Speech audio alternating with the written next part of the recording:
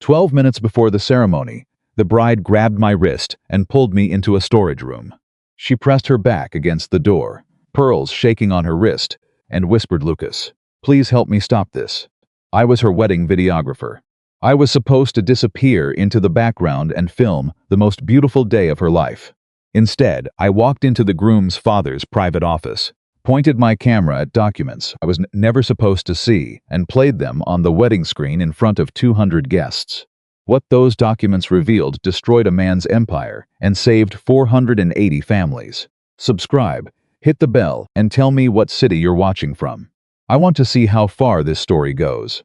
I want to tell you something about wedding days before I get into this story. People always say they are magical, and sometimes they are. But I have filmed over 200 weddings across New England, and I can tell you that behind every perfect ceremony, there is almost always a moment, one quiet, private, terrifying moment where someone standing near that altar is holding a secret so heavy they can barely breathe. I just never expected to be the person someone trusted with a secret that big. My name is Lucas Hale. I am 37 years old. I run a small video production studio out of Providence, Rhode Island. I drive a pickup truck that has a scratch on the passenger door I keep meaning to fix but never do. I drink too much coffee. I am almost always the quietest person in any room, and my actual job is to disappear. That is not a metaphor. That is the literal skill set of a wedding videographer. You move through spaces that belong to other people. You observe moments you were not invited into. You carry a camera in front of your face so that nobody ever has to decide whether to make eye contact with you. You become part of the furniture. You record what happens and then you leave. I was very good at disappearing, which is probably why Madeline Brooks chose me. The Hawthorne Cliff Estate sits on a stretch of Newport coastline that looks like it was designed specifically to make ordinary people feel small. It is the kind of place that has a name instead of an address. The kind of place where the driveway alone is longer than most people's commutes. I had filmed 3 weddings there before, and every single time I pulled through those iron gates, some part of me spent the first 10 minutes just trying not to look impressed. I arrived the morning of the Brooks Whitmore wedding at 8:15. The ceremony was scheduled for 2 o'clock in the afternoon. I had 6 hours to scout locations, test lighting conditions, review my shot list, and introduce myself to the other vendors. It was a Saturday in late September, and the air had that particular New England quality that feels clean and cold at the same time, like the world just finished taking a long, hard breath. The wedding coordinator's name was Patricia. She was a thin woman in her late 40s who wore a headset even when she was not talking into it and carried a clipboard that she gripped like a weapon. She met me at the side entrance with a schedule printed in 3 different colors and a look that told me she had already been awake for 4 hours and was not interested in conversation. "Lucas Hale," she said, not really asking, "that's me. You have access to the garden, the foyer, the reception hall, and the bridal suite between 9 and 11. After 11, the family needs privacy. You do not go into the East Wing study. You do not go onto the private terrace on the 2nd floor. You stay visible and you stay out of the way." "Understood," I said. The groom's family has specific requests about how Mr. Whitmore Sr. is filmed. Low angles are not flattering. He prefers to be captured from slightly above and to his left. I nodded like that was a completely normal thing for a person to say about themselves. Patricia handed me a laminated ID badge and walked away without saying goodbye. I spent the next hour moving through the estate the way I always do at the beginning of a job, slowly, quietly, learning where the light came from and where the shadows fell and which hallways connected to which rooms. It is a habit I developed years ago, back when I was still figuring out this work. A wedding venue is like a maze that you have to solve in real time, while everyone around you is either crying or drinking champagne, and the only way to navigate it without getting lost is to walk it first when it is still empty. I was in the East Corridor, on the ground floor, when I saw Madeline for the first time that morning. She was standing near a window at the end of the hall, still in her robe, holding a cup of tea that she was not drinking. She was just standing there looking out at the water. I know that sounds peaceful, but it was not. It was the posture of someone who has been standing in one place for a long time because they cannot figure out where to go next. I almost walked past her. Almost. She turned and saw me, and for a half second neither of us said anything. "Mr. Hale," she said. "Miss Brooks." Good morning, I was just checking angles for the processional. She looked at me for a moment longer than the conversation required. You were at the rehearsal dinner last night, she said. I was. You were filming near the terrace when my father and Harrison were talking. I held very still. I move around a lot during events, trying to catch candid moments. Something shifted in her face. Not suspicion exactly. More like recognition. Like she had just confirmed something she had been wondering about. I'm going to go finish getting ready, she said. Of course. Congratulations, by the way. She looked at me one more time, and then she walked away down the hall. And I stood there for a few seconds, wondering what exactly I had just walked into the edge of. I did not find out until 12 minutes before the ceremony. I was in the garden courtyard, running a final check on my second camera, when I felt a hand close around my wrist. Not gently, with real grip. The kind of grip that belongs to someone who has made a decision. I turned and it was Madeline. She was in her wedding dress. Ivory fitted through the bodice, with a long veil that was pinned but not yet fully arranged. She looked extraordinary. She also looked like someone who had been silently screaming on the inside for approximately 48 hours. Come with me, she said. That was it, no explanation. She did not let go of my wrist. I want to be honest about what went through my mind in that moment. My first thought was not noble. My first thought was, my camera is still on the tripod and if she pulls me around this corner it is going to tip over. My second thought was, I am going to lose this client. My third thought, which arrived just before she pulled me through a side door into a narrow storage room, packed floor to ceiling with floral arrangements and pillar candles, and cases of champagne still in their wooden shipping crates, my third thought was, this woman is absolutely terrified. The door clicked shut behind us. The room smelled overwhelmingly of white roses and cedar. Madeline let go of my wrist and pressed her back against the door, the way people do in movies when they are trying to keep something out. Her hands were at her sides, and they were shaking. The pearls on her bracelet were clicking against each other with every tremor, a tiny frantic sound in the silence. She looked at me and she said, Lucas, please help me stop this. I stood there for 2 full seconds before I said anything. Because here is the thing about those words. They are not the words of a woman having second thoughts. They are not cold feet. They are not nerves. I have filmed enough weddings to know what that looks like, and it looks like someone who needs to be reminded to breathe, and told that everything is going to be fine. This was not that. Stop what exactly, I said carefully. She exhaled. And then she started talking. She told me that she had stopped loving Grant Whitmore approximately 7 months ago. Not because of any single event. Not because of an argument or a betrayal or a revelation.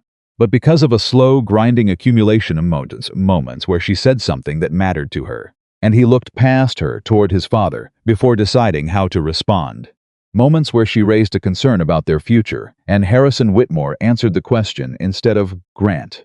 Moments where she realized that the man she had agreed to marry was not actually making decisions, he was executing them.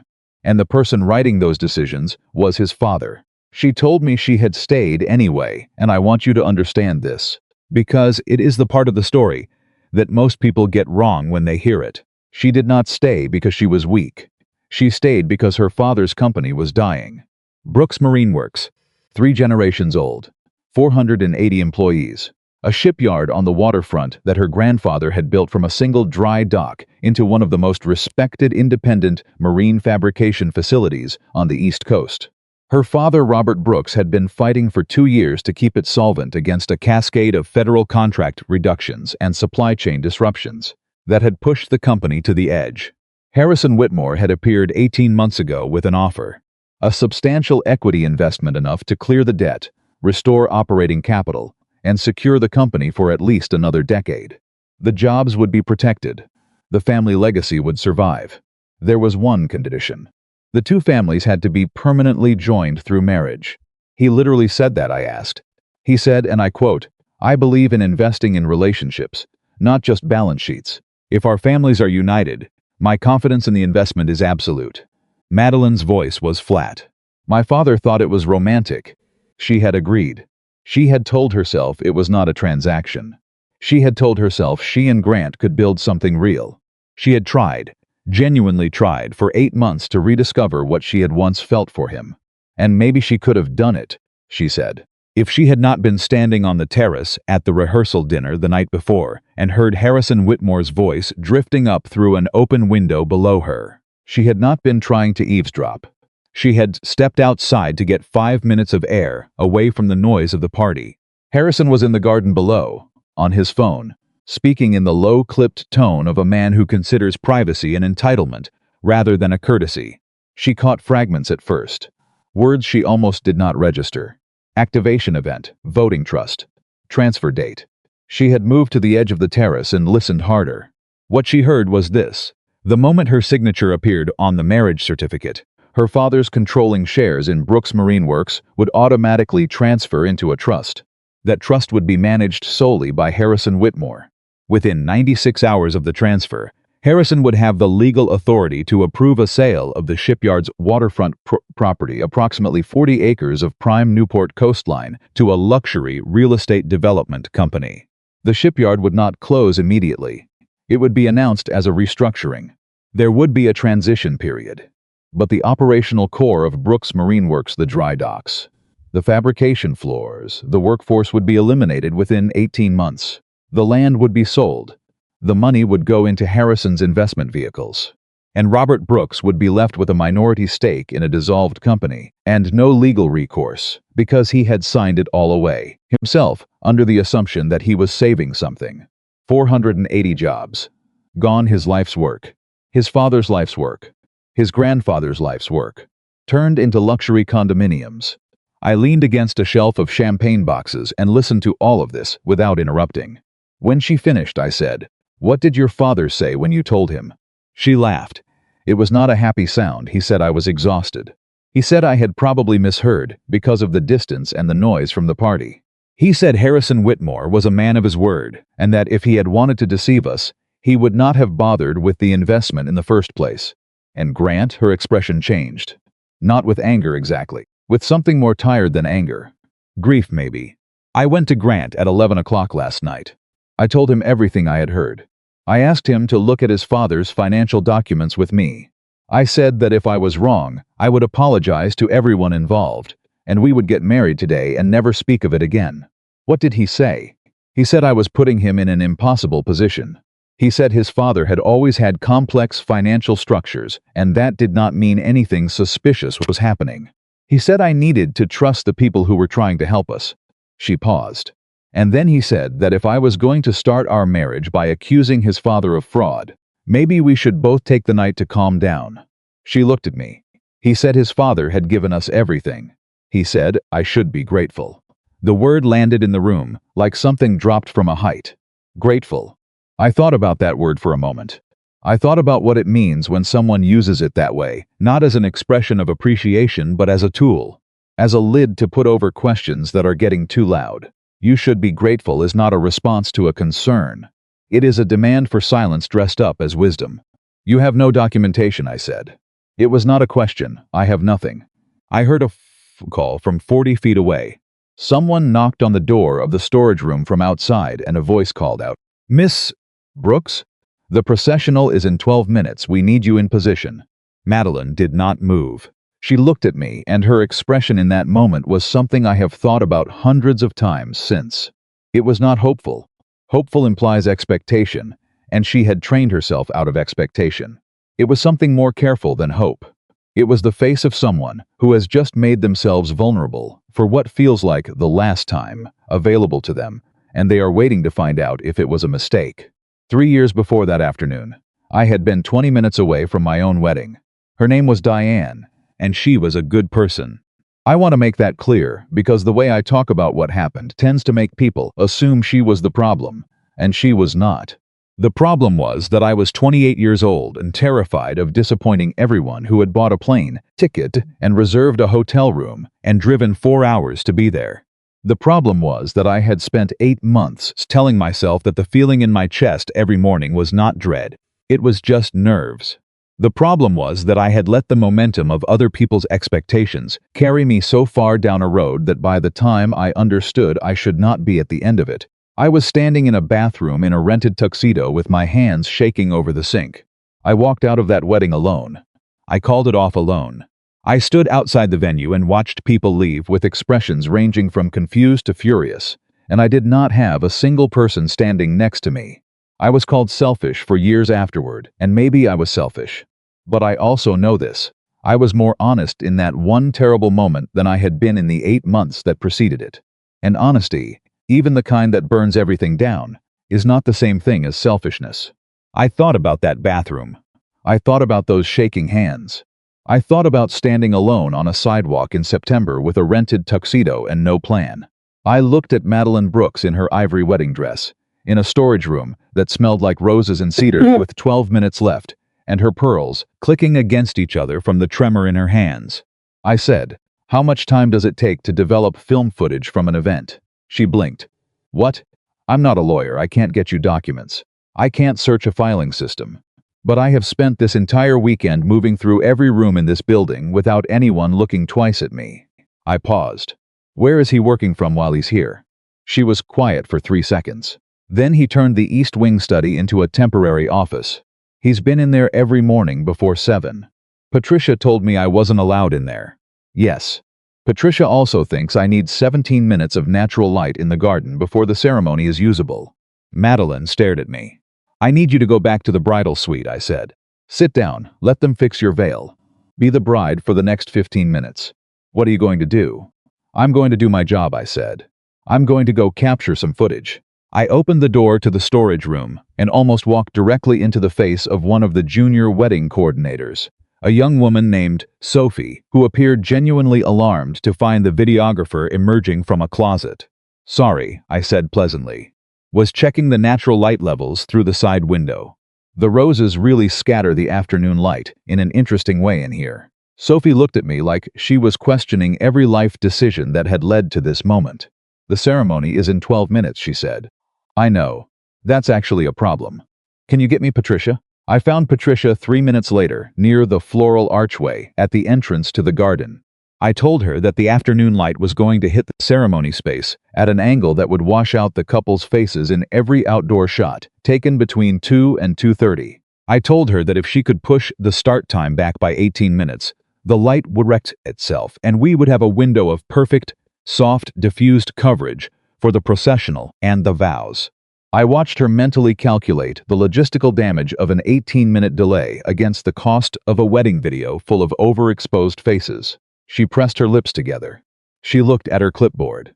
She made a sound that was not quite a word. 18 minutes, she said finally. "Not a second more," I said. "You have my word." I turned and walked toward the east wing. The study door was not locked. I want to be precise about what I felt walking into that room, because I have been asked about this many times, and I think the honest answer is more complicated than people expect. I did not feel like a hero. I did not feel righteous. I felt a very specific variety of fear, not the hot, adrenaline-soaked kind, but the cold, technical kind that shows up when you understand exactly how badly wrong something can go, and you choose to do it anyway. Harrison's desk was in the center of the room. It was a large, dark wood piece of furniture that had been brought in for the weekend and placed with the deliberate authority of someone who wants to communicate that they own whatever room they are currently in. There was a laptop. There was a phone charging in its case. There was a crystal glass with about an inch of amber liquid that I did not touch. And there was an open leather portfolio. I crossed the room. I looked at what was inside, and I understood immediately that Madeline had not misheard anything. The first document was a voting trust agreement. Harrison Whitmore named as sole trustee, effective upon the legal execution of the marriage of Grant Whitmore and Madeline Brooks. The controlling share transfer provision was on the second page. It was written in the kind of deliberate technical language that is designed to be impossible to misread as anything other than exactly what it is. I raised my camera. I filmed every page. The second document was a sale authorization dated the following Monday. Buyer, a development company called Coastal Meridian Holdings. Property, the waterfront parcel of Brooks Marine Works, 42 acres. I filmed every page. The third was a development contract. It referenced a project called Newport Landing. Phase 1 demolition timeline. Projected units. Revenue projections that made my throat tighten. I filmed every page. The fourth document was an ownership record. I had to read it twice before I understood what I was looking at. Harrison Whitmore was a 17% silent equity partner in Coastal Meridian Holdings. He was selling the land to a company he partially owned, using a trust that he controlled, activated by his son's marriage, to a woman whose father did not know any of this. I filmed every page. The fifth document used a phrase that I have not been able to get out of my head since the moment I read it. It referred to the wedding ceremony as the activation event. The activation event. Not a marriage, not a celebration, not a union of two families. An activation event. I was still photographing the final page when the door opened. Grant Whitmore was standing in the doorway in his wedding suit. He was a tall man, well-built, with the kind of even, symmetrical features that photograph well from any angle. He looked at me with an expression that I can only describe as carefully controlled. "Lucas," he said, "what are you doing in here?" I did not panic. I want to tell you that I thought fast, but honestly, I think it was slower than that. It was more like I already knew what I was going to say before he finished the question, because I had spent 15 years learning to look relaxed in situations where I had absolutely no business being relaxed. "Grant," I said, and I let a small, slightly sheepish smile cross my face. "I was hoping to catch you for a few minutes before the ceremony. A private groom interview, your thoughts before you walk out there, what you're feeling, what you want to say to Madeline that the cameras won't pick up from a distance." He did not believe me entirely. I could see it in the way his eyes moved from me to the desk and back again. But there were 200 guests already seated in the garden, and his father's carefully orchestrated afternoon was running 17 minutes behind schedule. And Grant Whitmore had not built his entire identity around confronting inconvenient truths. "This isn't a great time," he said. "Of course. My fault entirely. I'll catch you after the vows." I walked past him through the door, down the hallway, around the corner, and into the first empty bathroom I could find. I locked the door. I sat on the edge of the bathtub. I backed up every file I had just recorded to my cloud drive, to my phone, and to the spare memory card I kept in my vest pocket for exactly the kind of situation I had never actually imagined finding myself in. Then I walked to the bridal suite.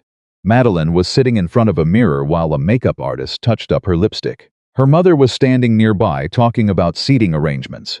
There were 3 other women in the room, and for a moment I thought I was not going to be able to get her alone. But Madeline caught my eye in the mirror and said, very calmly, "Could I have a few minutes, please?" Everyone left. I crossed the room and turned my camera screen toward her. She watched without speaking. She did not move, except to press one hand flat against her collarbone, which I think she did without realizing it, as though she needed to feel her own heartbeat to confirm that what she was seeing was real. When the footage ended, she was quiet for a long moment. Then she said he called it an activation event. Yes, a person's marriage. He called it an activation event. Yes. She set her hands in her lap. I watched the fear in her face shift into something else, not calm exactly, but the thing that lives just past the threshold of fear when you finally stop running from it and turn around to look at it directly. It was clarity, not comfortable clarity, not happy clarity. "Just clear, I could leave," she said, "right now, through the service entrance. I can get you out. My truck is in the vendor lot."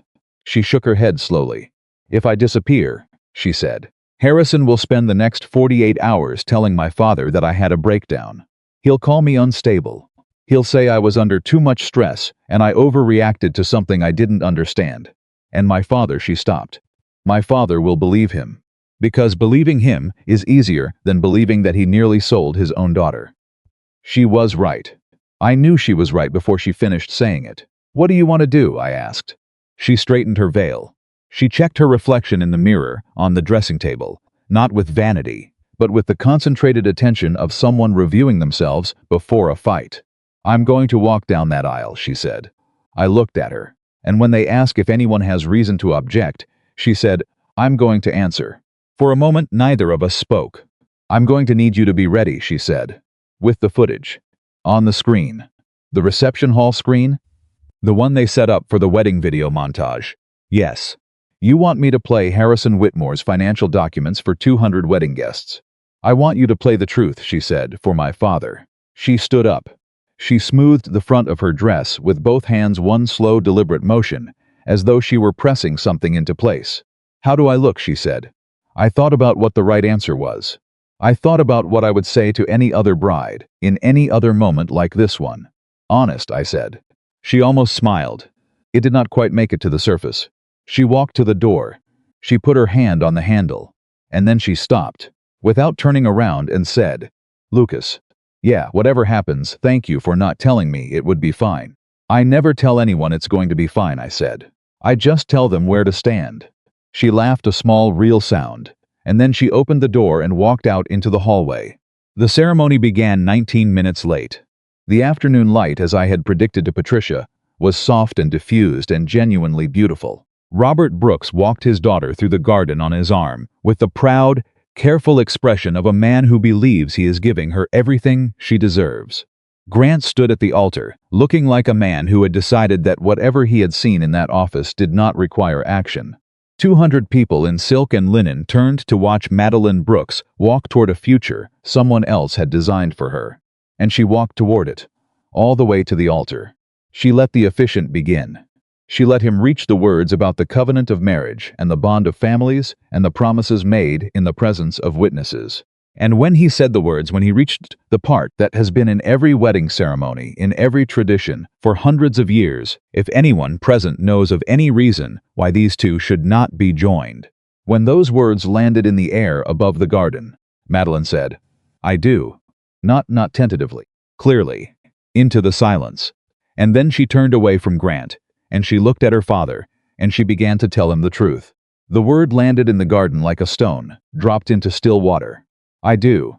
200 people stopped breathing at the same time. That is not an exaggeration.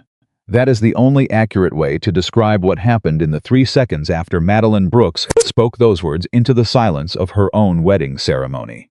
A collective, involuntary suspension, like the world itself, needed a moment to decide whether what it had just witnessed was real.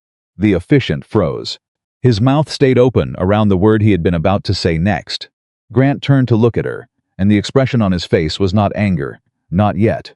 It was the expression of a man who has been holding a very specific version of reality together for a very long time and has just felt it develop its first crack. Harrison Whitmore, seated in the front row to the right of the aisle, did not move at all. That was the thing I noticed from where I was standing with my camera. Everyone else shifted, turned, leaned, touched the arm of the person next to them. Harrison sat completely still, the way a person sits when they are calculating, not reacting. When they are deciding what the next 3 moves are going to be before they make the first one. Madeline did not look at any of them. She looked at her father. Robert Brooks was standing at her left side, still holding her hand from the walk down the aisle, because the processional had just ended, and no one had told him yet that everything he thought was happening had stopped being true. "Dad." Her voice was steady, not loud. She was not performing for the audience. She was talking to one man. "I need you to listen to me right now. Not later, right now." "Madeline." Robert's voice was low, warning. "This is not the time. The shipyard shares," she said. "Your controlling shares. The ones you own, the ones your father built." Robert's hand tightened around hers. "What about them?" "The moment I sign that marriage certificate, they transfer into a trust, Harrison's trust, entirely under his control." She held his gaze. "And 3 days after that, he sells the waterfront to a development company that he already owns part of." The silence lasted approximately 4 seconds. Then it broke completely. Voices everywhere. The seated guests had been silent in the collective shock of the objection. But the moment Madeline named something specific, shares, trust, waterfront, development company, the reality of what they were hearing landed, and the garden erupted. Not in chaos exactly, but in the layered, overlapping sound of 200 people turning to the person next to them and asking if they had heard the same thing. Harrison stood up. "This is absurd." His voice was practiced, controlled, calibrated to project authority without appearing to strain for it. He turned slightly toward the guests, a reflex, the instinct of a man who has spent decades managing rooms. "Madeline is exhausted. She has been under enormous stress, and she has misinterpreted something she partially overheard during a private conversation. This is not the moment, Lucas." Madeline's voice cut straight through him. She was looking at me. I was already moving. I had positioned myself near the reception hall entrance before the ceremony began, which Patricia had thought was strange, but had accepted when I explained I needed the angle.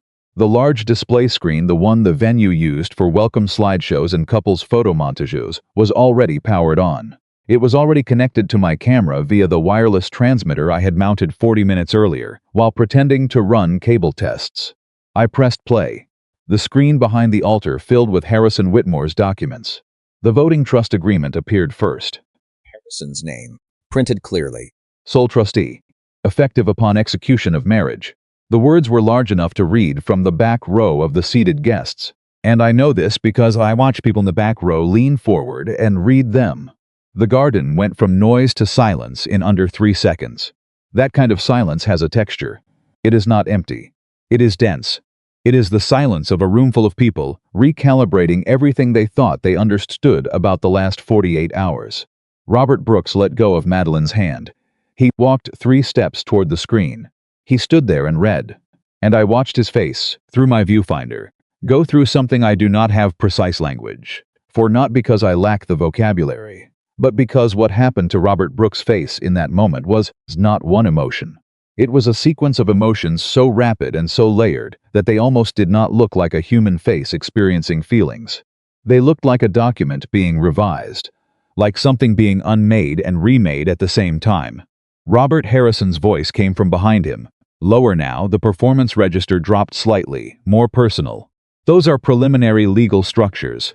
Standard protective frameworks in any major equity investment. You know how these things work. This is being presented without context in a way that is deliberately. The sale authorization, Robert said. He was not talking to Harrison. He was talking to the screen. Monday's date. Coastal Meridian Holdings. He turned. Slowly, Harrison. Who owns Coastal Meridian Holdings? Harrison did not answer immediately. That pause, 3-4 seconds, was worth more than any document I had filmed. In a room of 200 people, 4 seconds of silence from a man who had been talking steadily for the last 90 seconds was an answer. Standard Protective, Harrison started again. Who owns it? Robert said. Not a question anymore. Grant moved for the first time since Madeline had spoken. He stepped away from the altar, not toward Madeline, not toward the officiant, but toward his father. And for a moment, I thought he was going to defend him. I thought I was watching the moment where the sun chose the pattern over the truth. He walked up to Harrison and he said quietly, enough that it took me a moment to realize what I was hearing, Dad. Is it real? Harrison looked at his son and he said, Grant, this is not the place. That was it. That was his answer. I watched Grant take 1 step back, just one. Small, physical, barely visible.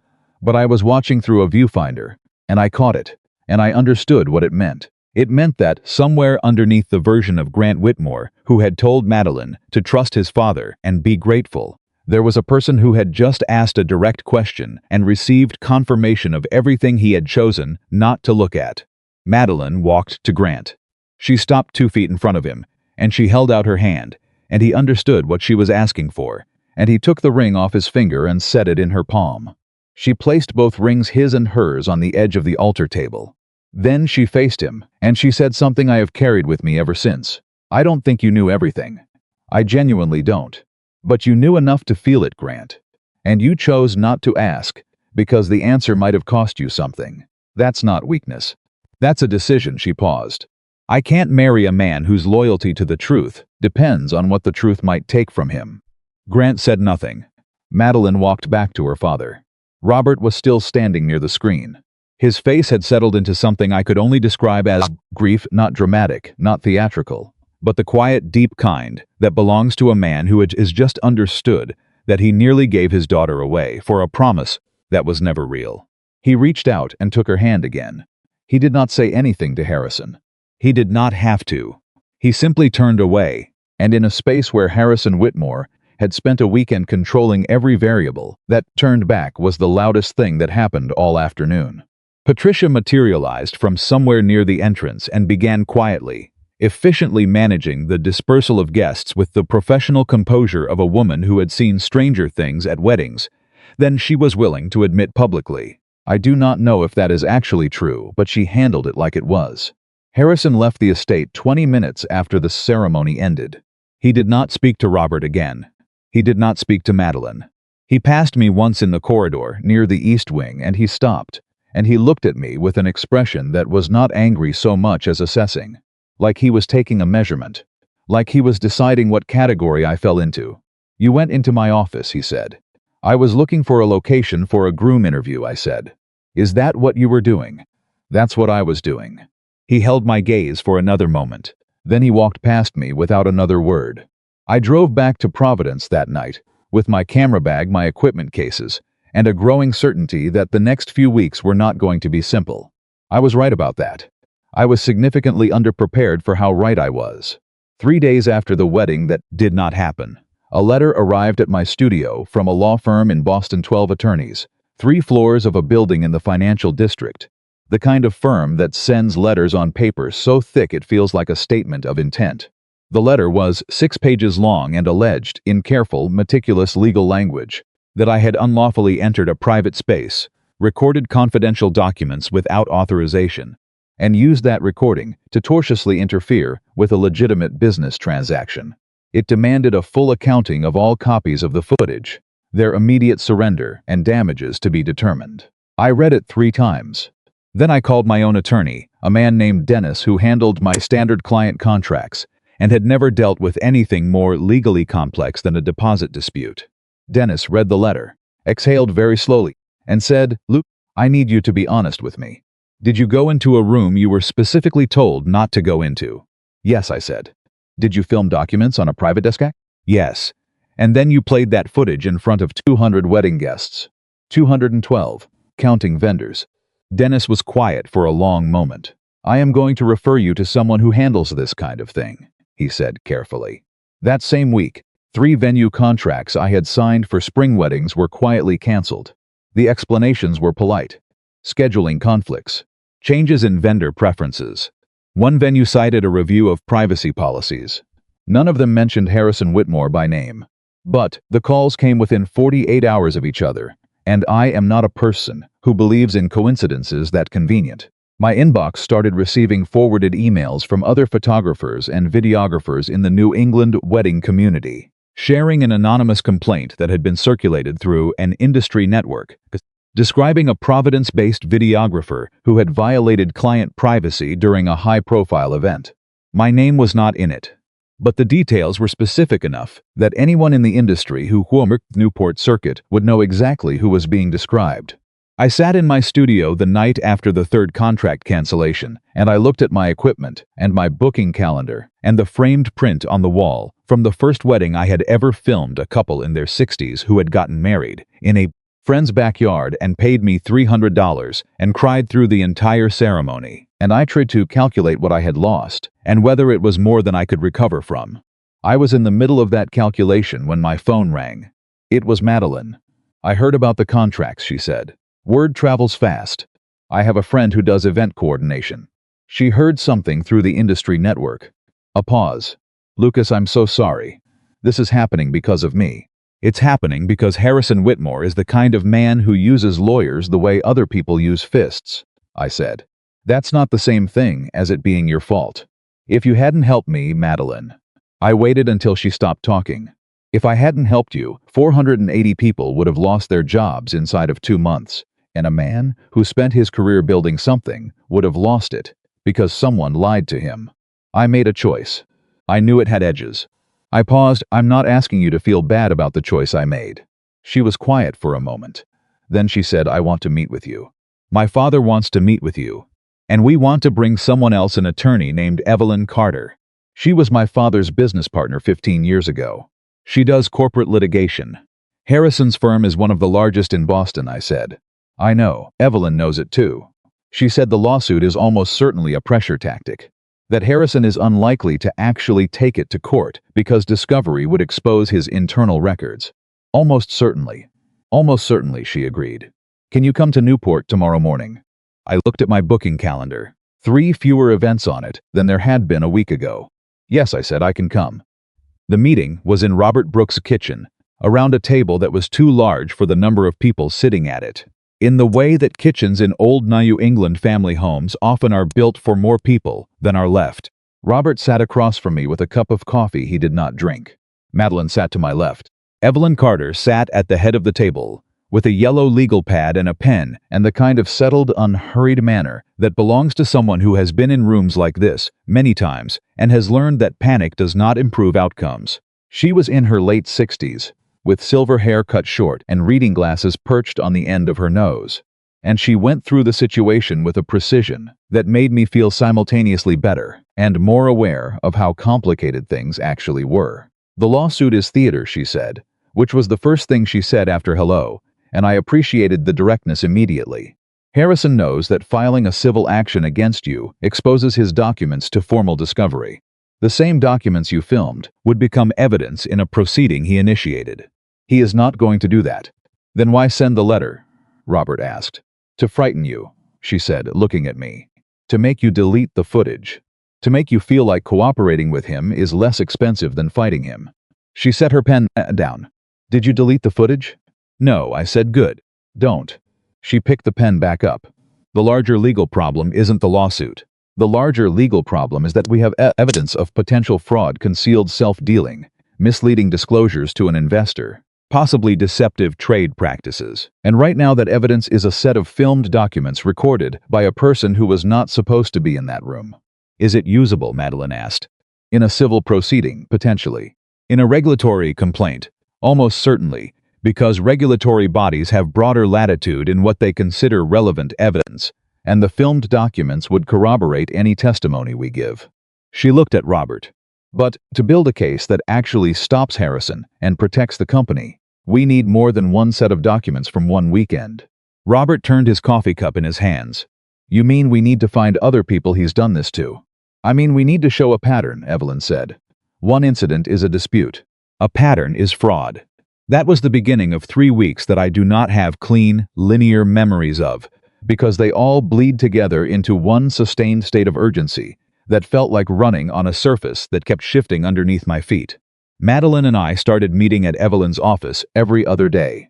We went through public records, corporate filings, property transfer records, shell company registrations. Evelyn had paralegals, pulling documents, and I had my camera and my laptop and a growing understanding of how someone like Harrison Whitmore structured his operations: layered entities, nominee owners, trusts within trusts, transaction timelines designed to be unreadable without the key. And somewhere in those weeks, in the hours between the legal meetings and the document reviews and the phone calls, Madeline and I started talking. Not about the case, just talking. The way people do when they are spending enough time together that the professional scaffolding wears thin and the actual person underneath starts coming through. She told me she had wanted to study marine engineering when she was 19, that she had been good at it, that her father had gently, persistently, lovingly redirected her toward business administration, because the company needed someone who could manage relationships, and she was good with people. And he had needed her in a different role than the one she had imagined for herself. She had said yes because she loved him, and because the company needed to survive, and because she had told herself that was the same thing as choosing freely. I told her about Diane, about the bathroom in the rented tuxedo, about the years of being called selfish for doing the one honest thing I had done in that entire relationship. She listened without trying to fix it or reframe it. She just listened. That sounds simple. In my experience, it is not. We were not yet in territory that had a name. We were both careful about that, I think. She had just extracted herself from a future that had been arranged around her, and I had enough self-awareness to know that the last thing she needed was to move from one person, deciding things for her, to another. I made a decision early, in whatever part of myself makes those quiet foundational decisions, that I was not going to be the next chapter she found herself in, before she had finished writing the one she was in. If something real was happening between us, it would happen at her pace and on her terms, or it would not happen at all. It was Evelyn who found the thread that unraveled everything. She had been working with a financial investigator on the corporate structure of one of Harrison's earlier investment vehicles, and the investigator had pulled a name from a shareholder registry that appeared in an unusual number of Harrison's transactions over a 14-year period. The name was Dr. Simone Wallace, long-term shareholder in Brooks Marine Works, retired orthopedic surgeon, currently living 40 minutes from Newport. Evelyn called her on a Tuesday morning. Simone picked up on the second ring, and when Evelyn explained who she was and what she was looking into, Simone did not express surprise. She did not ask for details. She said, "I have been waiting for this phone call for 18 months. Tell me when and where you want to meet." The three of us, Madeline, Evelyn and I drove to Simone's house that Thursday. She was in her mid-70s, small and precise, with the careful, economical energy of someone who had spent a career making exact decisions in high-stakes situations. She sat us down at her dining room table and placed a box in the center of it. The box contained 18 months of documentation, corporate filings, email records, testimony from a business owner in Connecticut named William Hargrove, who had lost his family's manufacturing company to a Harrison Whitmore investment scheme 4 years earlier. Records of a woman in Massachusetts named Patricia Delgado, whose family vineyard had been acquired under nearly identical circumstances, a promised investment, a hidden voting trust, a land sale to a company Harrison had a concealed interest in. 3 families, 3 businesses, the same structure, repeated with minor variations, like someone running the same play from a different formation each time. Simone looked across the table at Madeline and said, "He has been doing this for at least a decade. You are the first person who figured it out before it was finished." Madeline looked at the box. She put both hands flat on the table. She breathed. "Why didn't you go to the authorities before?" she asked. Simone was quiet for a moment. "Because I had no proof of intent. I had circumstances that looked suspicious and outcomes that were tragic but legally ambiguous. Harrison's documents are always technically compliant. The fraud is in what he doesn't disclose, not in what he falsifies." She looked at the camera bag on my chair. "Until now." That was the moment the shape of everything changed. Because now we were not building a defense. We were building a case. Evelyn began preparing for an emergency shareholder meeting at Brooks Marine Works. The goal was to present the full pattern of evidence, the filmed documents, Simone's 18 months of research, William Hargrove's testimony, and Madeline's direct account of what she had overheard to the board and the major shareholders, and to move to formally terminate all agreements with Whitmore Equity before Harrison could find another angle of attack. The meeting was scheduled for a Thursday, 3 weeks after the wedding that had not happened. On the Tuesday before the meeting, a report arrived at Brooks Marine's largest client, a federal shipbuilding contractor responsible for 30% of the company's annual revenue. The report claimed that Brooks Marine Works was operating with undisclosed structural deficiencies in its dry dock facilities, that there were unresolved safety violations, and that the company was in a state of financial insolvency that made it unfit to fulfill current or future contracts. The client froze the contract within 6 hours of receiving the report. By Wednesday morning, the shipyard workers had heard. 200 of them gathered outside the facility before the 7 o'clock shift started, standing in the cold with the particular, contained fury of people who have worked hard and done everything right and are watching something outside their control threaten to take it all.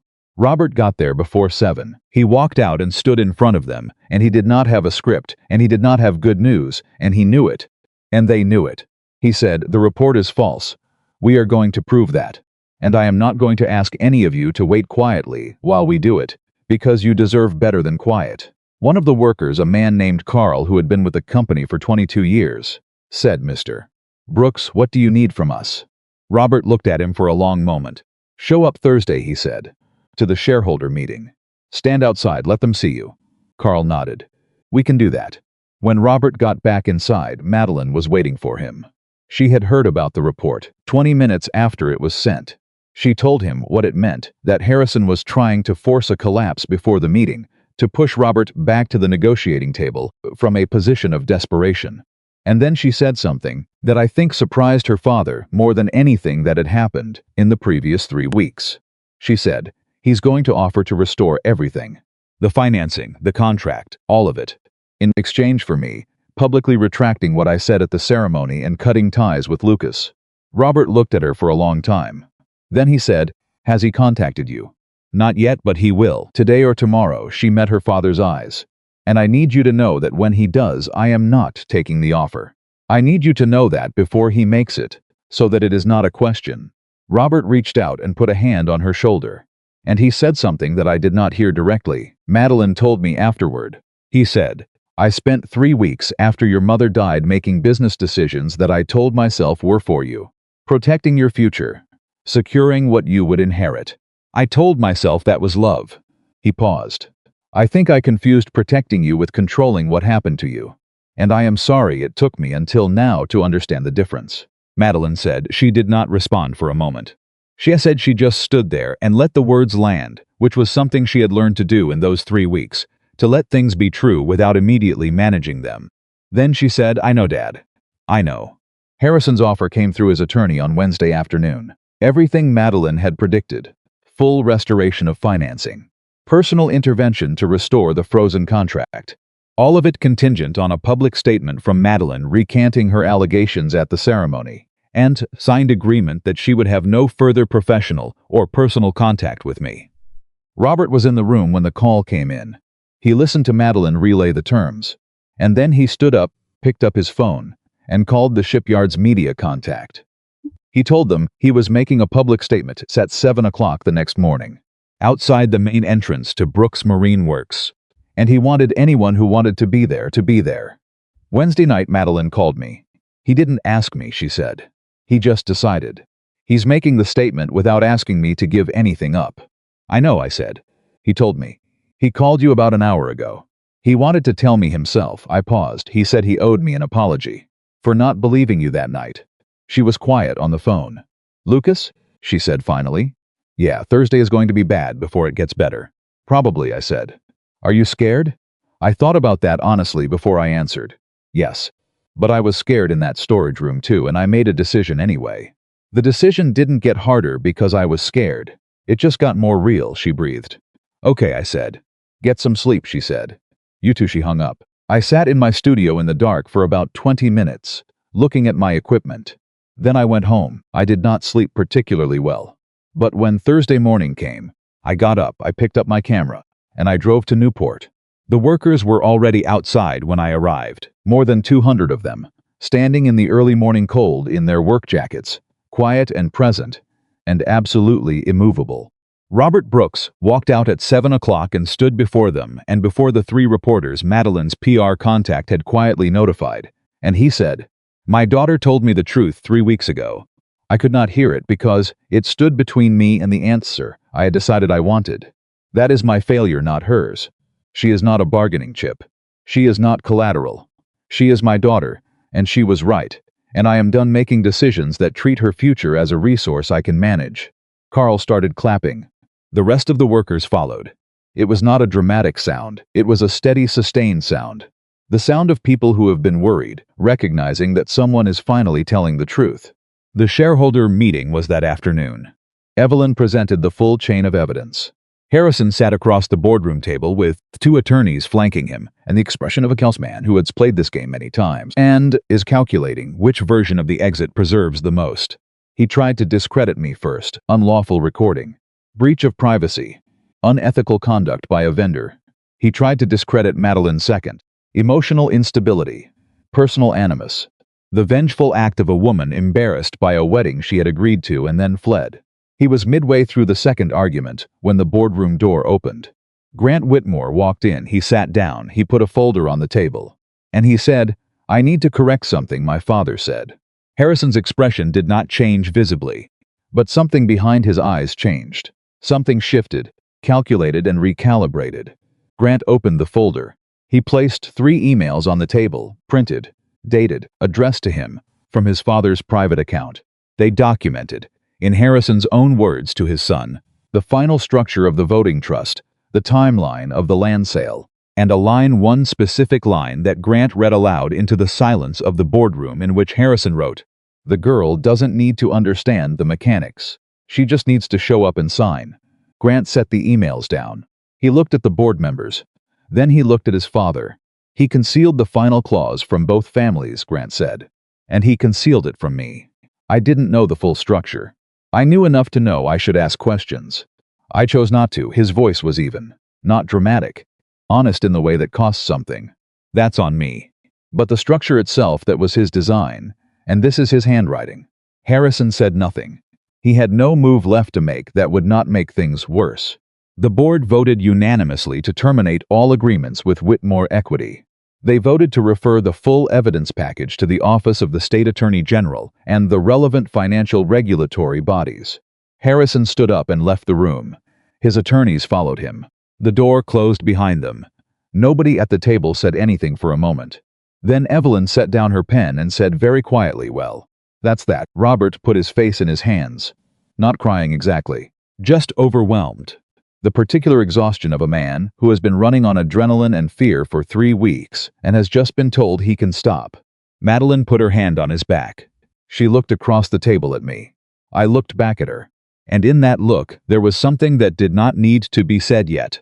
Something that was still finding its shape, still growing toward whatever it was going to become. But it was there, and we both knew it was there. And neither of us looked away. The boardroom door closed behind Harrison Whitmore and his attorneys, and for approximately 10 seconds, nobody moved. Then Robert Brooks lifted his face from his hands, and Evelyn Carter quietly began collecting her documents, and the board members started talking to each other in the careful, measured tones of people who have just made a large decision and are now processing the weight of it. The emergency meeting had lasted 2 hours and 40 minutes. Outside, through the building's front windows, the workers were still there. More than 200 of them, standing in the cold, waiting for word. Robert was the one who went out to tell them. Lucas watched from a distance as he pushed through the front door and walked out to the group. And he watched Carl, the 22-year veteran, step forward from the crowd.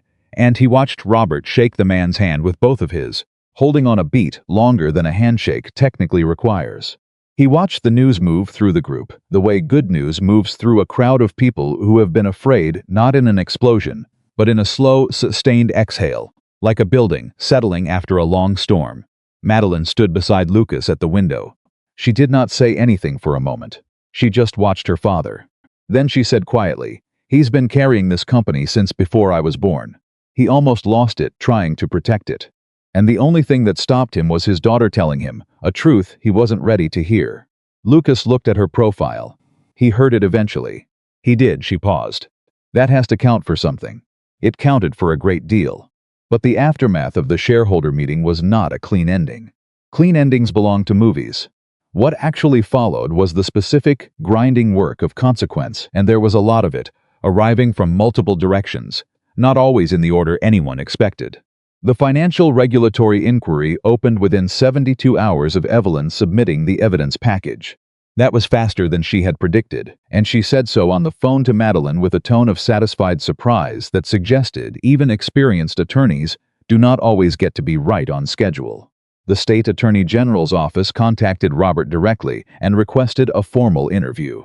Evelyn began preparing him for that while simultaneously fielding calls from 2 other families, one in Connecticut, one in Massachusetts, who had seen a brief news item about the shareholder meeting and recognized the pattern from their own experiences with Whitmore Equity. William Hargrove called from Connecticut on a Monday morning. He had lost his family's manufacturing company 4 years earlier in a transaction that had looked, at the time, like a failed investment. Now, with the Brooks Marine documents on public record, he understood it had not been a failure. It had been a design. He spoke to Evelyn for 90 minutes. And when the call ended, she sat in her office and wrote a single line on her yellow legal pad. "This is bigger than one wedding." Lucas was at his studio in Providence when Evelyn called him that same afternoon. "How are you doing?" she asked, which was not how she usually began conversations. "My booking calendar has 4 events on it, for the next 3 months," he said. "It had 11 2 weeks ago, so I have been better. The venues are still canceling. 2 more this week. Both cited policy reviews." He paused. "Both called within 24 hours of each other. Harrison is running out of legal leverage," Evelyn said, "which means he is using the only tools he has left: reputation damage, economic pressure, making you feel like the cost of having done the right thing is going to keep accumulating until you break. Is he going to sue me? No. I have been waiting for that filing and it has not come because filing it would make everything you recorded formally admissible. He is not going to open that door." A pause. "But the venues don't know that, and the industry network doesn't know that. They just know that someone complained. So what do I do?" Evelyn was quiet for a moment. "You keep showing up," she said. "I know that is not a satisfying answer.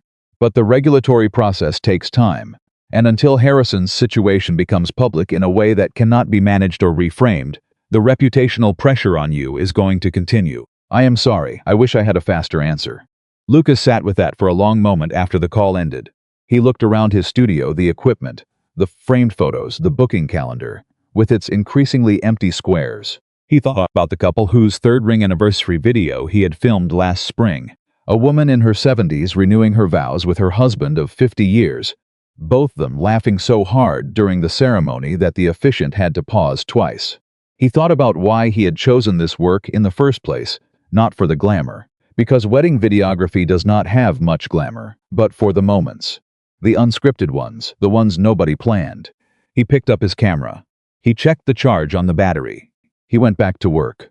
2 days later, Madeline showed up at his studio without calling first.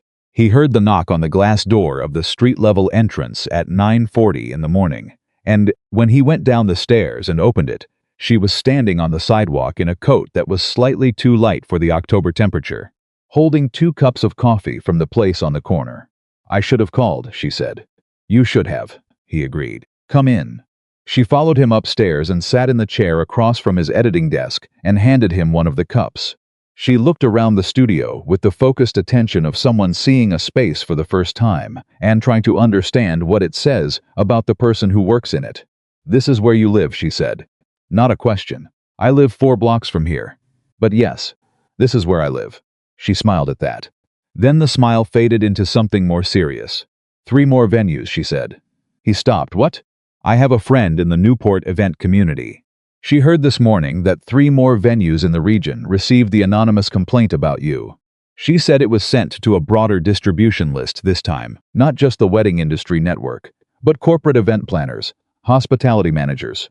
Madeline held her coffee cup in both hands. "He's escalating." Lucas set his own cup down. He was quiet for a moment, running the numbers in his head without wanting to. "How many more do I have before the business is unrecoverable?" "Lucas, it's a real question. I'm not asking for reassurance. I'm asking for your honest assessment." She met his eyes. She did not look away. 3 months, maybe 4. If the major contracts keep canceling, you lose the anchor clients who bring referrals. After that, it becomes very hard to rebuild trust in a market that runs on word of mouth. He nodded slowly. "I'm not going to let that happen," she said. "Madeline, I'm serious. I have already talked to Evelyn. And I have already talked to my father. We are going to file a separate tortious interference claim against Harrison, not you defending, but us attacking. We name the venue cancellations as deliberate economic retaliation designed to suppress a witness to fraud. We go on offense." Lucas looked at her for a long moment. "That is a significant legal action." "Harrison started it," she said simply. "We're just making sure he has to finish it in a courtroom, instead of anonymously, through an industry email list." He thought about what it meant: the time, the cost, the exposure, the risk that if the claim did not succeed, it would keep his name in circulation attached to a legal dispute, which in some markets was worse than the original complaint. Then he thought about what it meant that she was here in his studio at 9:40 on a Tuesday morning, with 2 cups of coffee and a legal strategy, and the specific, grounded energy of someone who has decided what they are going to do and is not asking permission. "Okay," he said. "Okay, let's file it." She exhaled, just slightly. The specific exhale of someone who has been holding their breath without fully realizing it. What happened next moved quickly and badly in the way that things sometimes do when a plan is the right plan, but the person it is aimed at still has resources and will, and no remaining concern for appearances. The tortious interference filing went in on a Wednesday. By Friday morning, Harrison had responded not through his attorneys, but through action. The frozen contract at Brooks Marine's federal client had not yet been restored. The client was still waiting for the results of an independent audit, confirming that the damaging safety report had been fabricated. That audit had been commissioned 2 weeks earlier and was expected to take 30 days. On Friday afternoon, the audit timeline was suddenly revised. A second report had been submitted to the client, this one from a different source, an anonymous industry tip, raising additional safety questions that required expanded examination. The audit timeline extended to 60 days. Robert called Evelyn the moment he received the notification. His voice, when Madeline later described it to Lucas, was the voice of a man who has been steady for 3 weeks through things that would have broken most people, and has just hit the specific wall that his particular strength cannot get past. "He's stalling the audit," Robert said. "If the contract stays frozen for 60 days, we can't meet the December payroll." "We cannot make payroll, Evelyn." Evelyn's response was measured, careful, the voice of someone who needs to be the steadiest person in the conversation, because everyone else is fraying. "Robert, I need you to listen to me. The expanded audit is a delay tactic and we can challenge it. The anonymous tip is almost certainly fabricated, and we can investigate its origin. These are things we can fight. They take time, but they are fightable. I don't have 60 days. I know we are going to move faster than 60 days. A pause. I need you to trust me. Robert was quiet for a long moment. Then he said, "The last man who asked me to trust him was planning to steal my company." Evelyn said, "I know that too. I know what that word cost you right now. And I am asking you for it anyway. Because I am the only person in this situation who has no stake in the outcome except making sure the right thing happens." Another silence. "Then what do you need from me?" "Your testimony. On record. Everything Harrison said to you from the first meeting to the wedding weekend. Every promise, every condition, every conversation. We use it to establish the pattern for the regulatory inquiry, and we use the regulatory inquiry to put pressure on the client to restore the contract before the 60-day audit concludes. You can do that?" "I can try," Evelyn said. "That's the most honest thing I can tell you." Robert took a breath. "All right. Let's do it." On the Thursday of the second week after the filing, Lucas was editing footage in his studio at 11 at night when his phone rang. It was a number he did not recognize, with a Rhode Island area code. He almost did not answer. He was in the specific tunnel of late-night editing, where the outside world feels irrelevant, and unknown numbers at 11 p.m. are rarely anything good. He answered anyway. The voice on the other end was Grant Whitmore's. Lucas sat very still for a moment. He waited. "I got your number from Madeline," Grant said. "She said you would probably answer, even if you didn't know who was calling. She said you're that kind of person." "What kind of person is that?" "The kind who picks up." A pause. "I need to talk to you. Not about the legal situation, not about my father. About something else. It's 11 o'clock, I know. I'm sorry. I've been trying to make this call for 3 days, and I keep talking myself out of it." Another pause. 5 minutes, I just need 5 minutes. Lucas looked at his editing screen. He saved his work. He leaned back in his chair. "Go ahead," Grant said at the ceremony. "When Madeline gave back the ring, she said something to me. About loyalty depending on what the truth might cost." His voice was careful, like he was handling something he did not fully trust himself with. "I have been thinking about that every day for 3 weeks. Because she was right. I knew something was wrong. I had known for months. There were things Father said, documents he mentioned, conversations he ended when I walked into the room. I chose not to ask, and I told myself it was because I trusted him. But it wasn't trust. It was convenience. Asking the questions would have made things complicated. So I didn't ask." Lucas said nothing. "I just wanted to say that to someone who was there," Grant said. "I'm going to testify to the regulatory investigators. I've already told my attorney. But before I do that formally, I needed to say it out loud to a person, not a deposition. Does that make sense?" Lucas thought about the bathroom in the rented tuxedo. About the 8 months of choosing not to ask himself the hard questions, because the answers were going to complicate everything. "Yes," he said, "it makes sense. Is Madeline okay?" "I think she's more okay than she's been in a while," Lucas said carefully. I think she's figuring out who she is when she's not managing someone else's plan for her." "Good," Grant said, and he sounded like he meant it. Not with residual attachment, but with specific, clean relief of someone who loves someone enough to want good things for them, without needing to be the source of those things. "Thank you for picking up, Grant." Lucas paused. "What you're doing testifying that matters.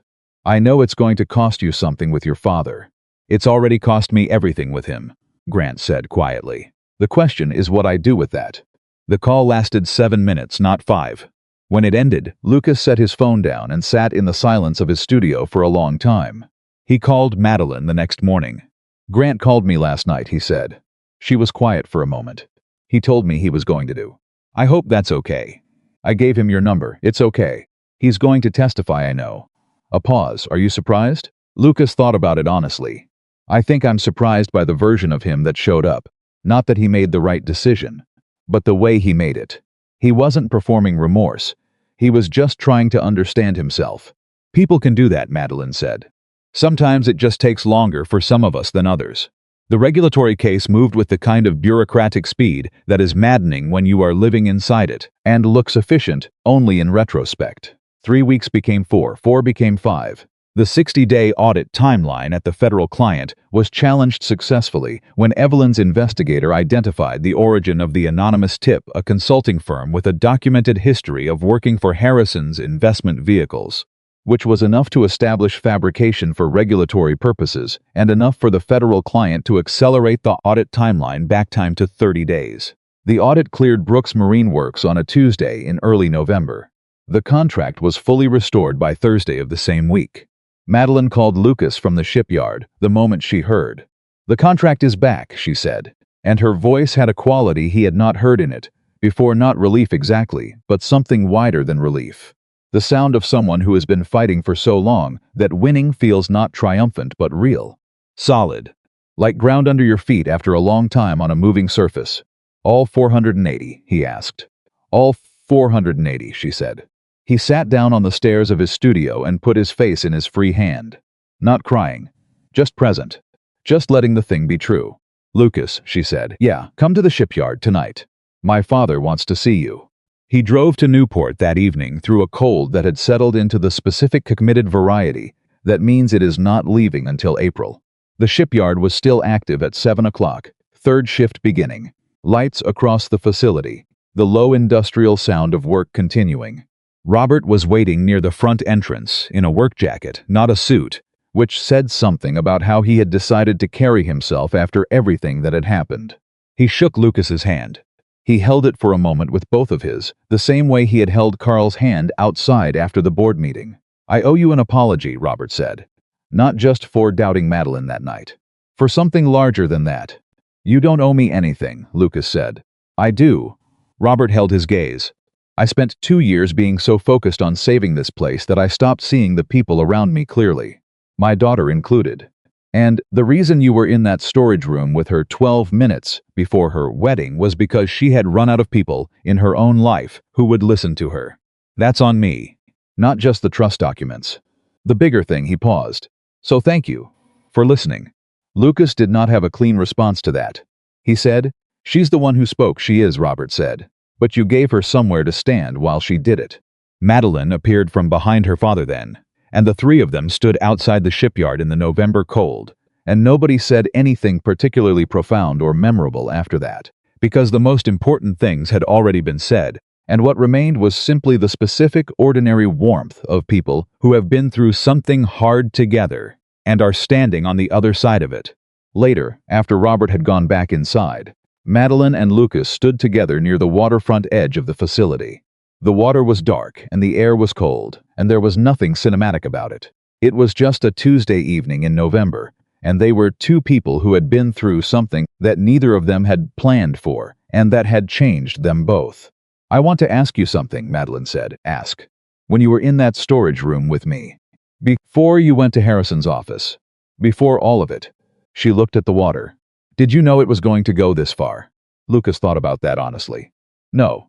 Did you know it might?" "I knew that if the documents were real, the wedding stopping was only the beginning." He paused. "I went into that office anyway." "Why?" He looked at her. "Because you said please. And because the way you said it made it clear that you had stopped saying please to people a long time ago. And the fact that you were still capable of it, after everything that felt like something worth protecting." She turned to look at him. Her expression was open in the way that faces are when people have stopped managing what shows. "I'm not a cause," she said. "I want to make sure you know that. I'm not a project or a person you rescued. I'm just a person." "I know," he said. "That's why I'm still here, not because I rescued you. Because I like who you are." She looked at him for a long moment. The cold wind moved between them, and neither of them stepped back from it. "I'm not ready to call it anything yet," she said. "What this is. I think I need a little more time before I know how to hold it." "I know," he said. "I'm not in a hurry. You're sure about that?" "I have been patient for 37 years, he said. "I think I can manage a few more weeks." She laughed. It was a real laugh. The kind that is not performed for anyone, that just happens because something is genuinely funny and the body cannot help it. It was, he thought, one of the best sounds he had heard in a long time.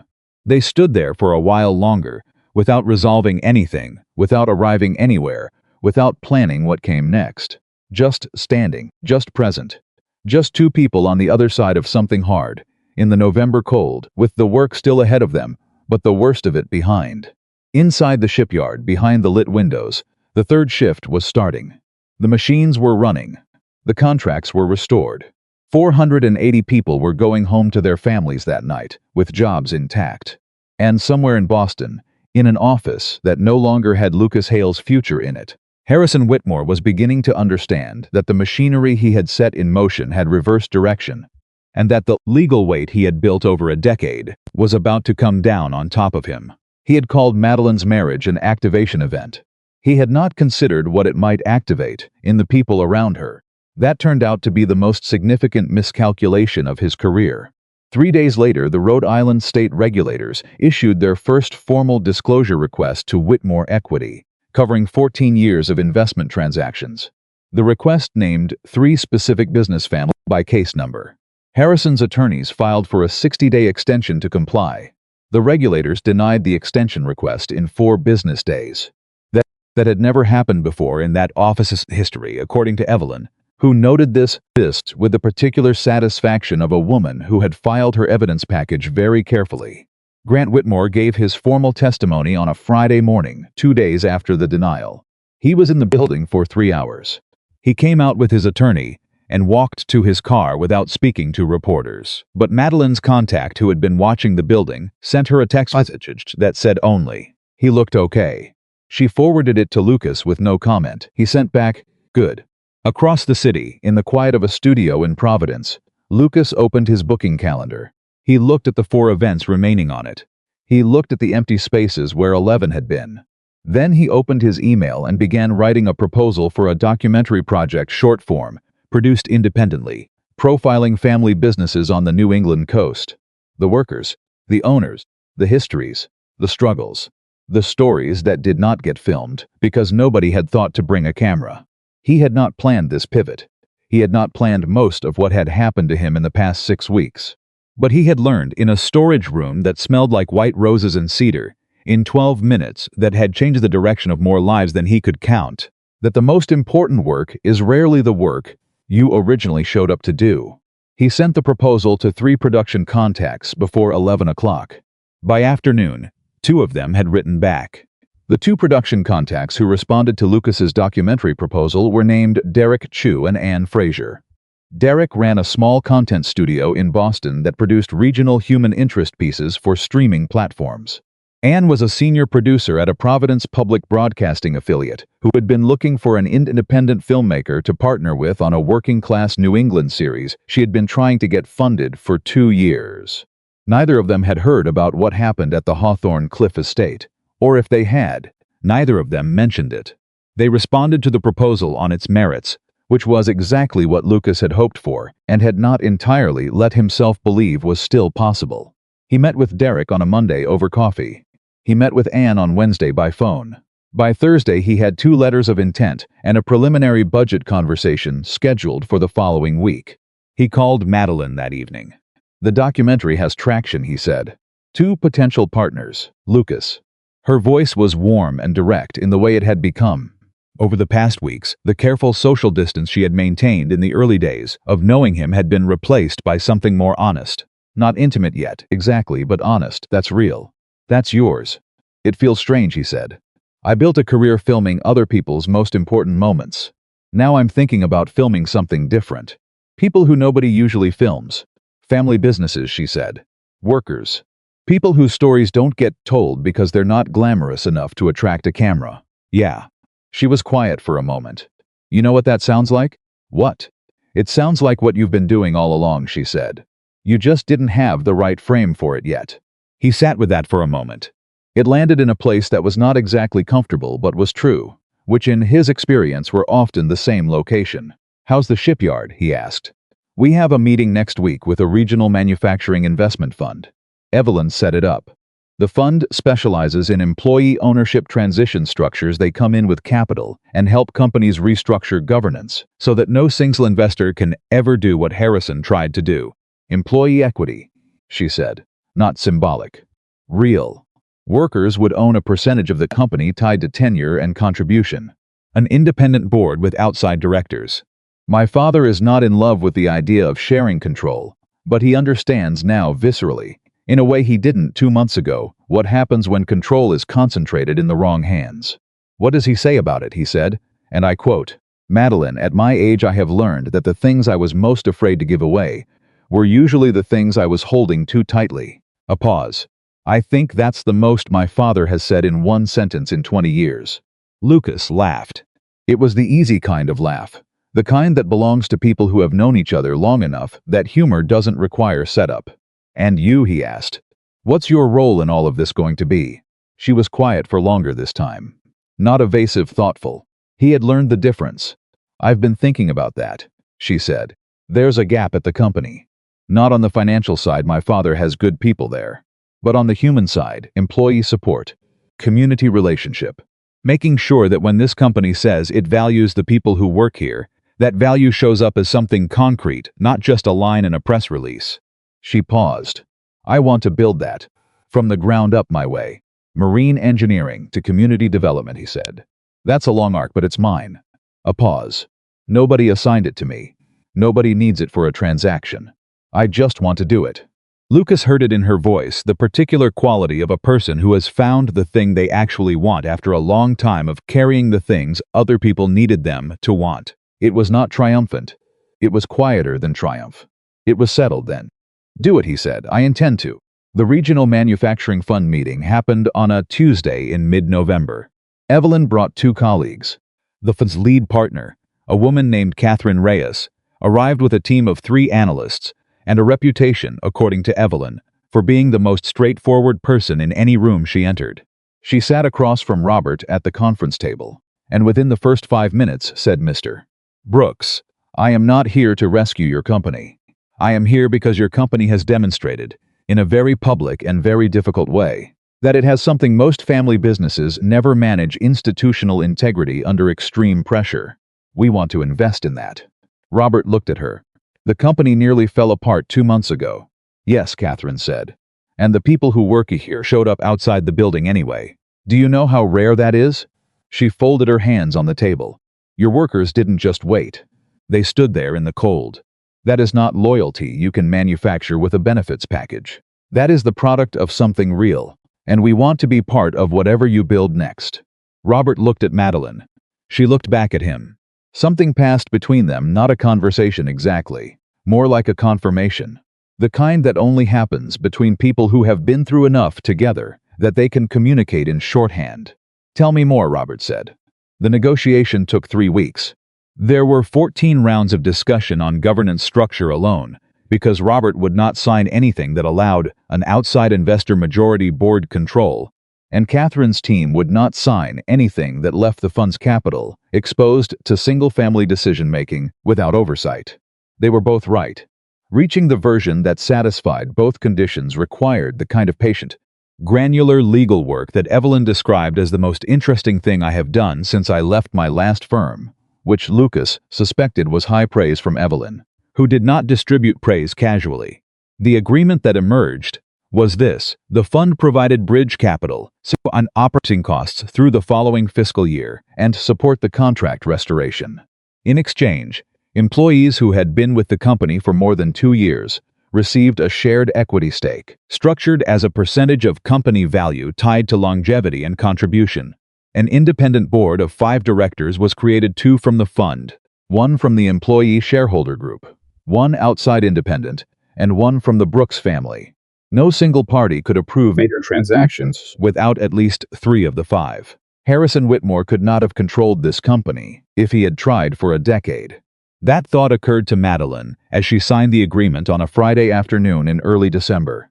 She sat in her father's office, her grandfather's desk, the one Robert had never replaced, worn smooth at the edges from 3 generations of hands, and she put her pen on the line and she thought, "We built a lock that opens from the inside." She signed. Robert signed after her. His hand was steady. Catherine Reyes witnessed both signatures and said simply, "Welcome to the next chapter." That same week, the news about Harrison Whitmore became public, in the way that things become public when regulators issue formal disclosure requests and 3 separate families file civil complaints simultaneously.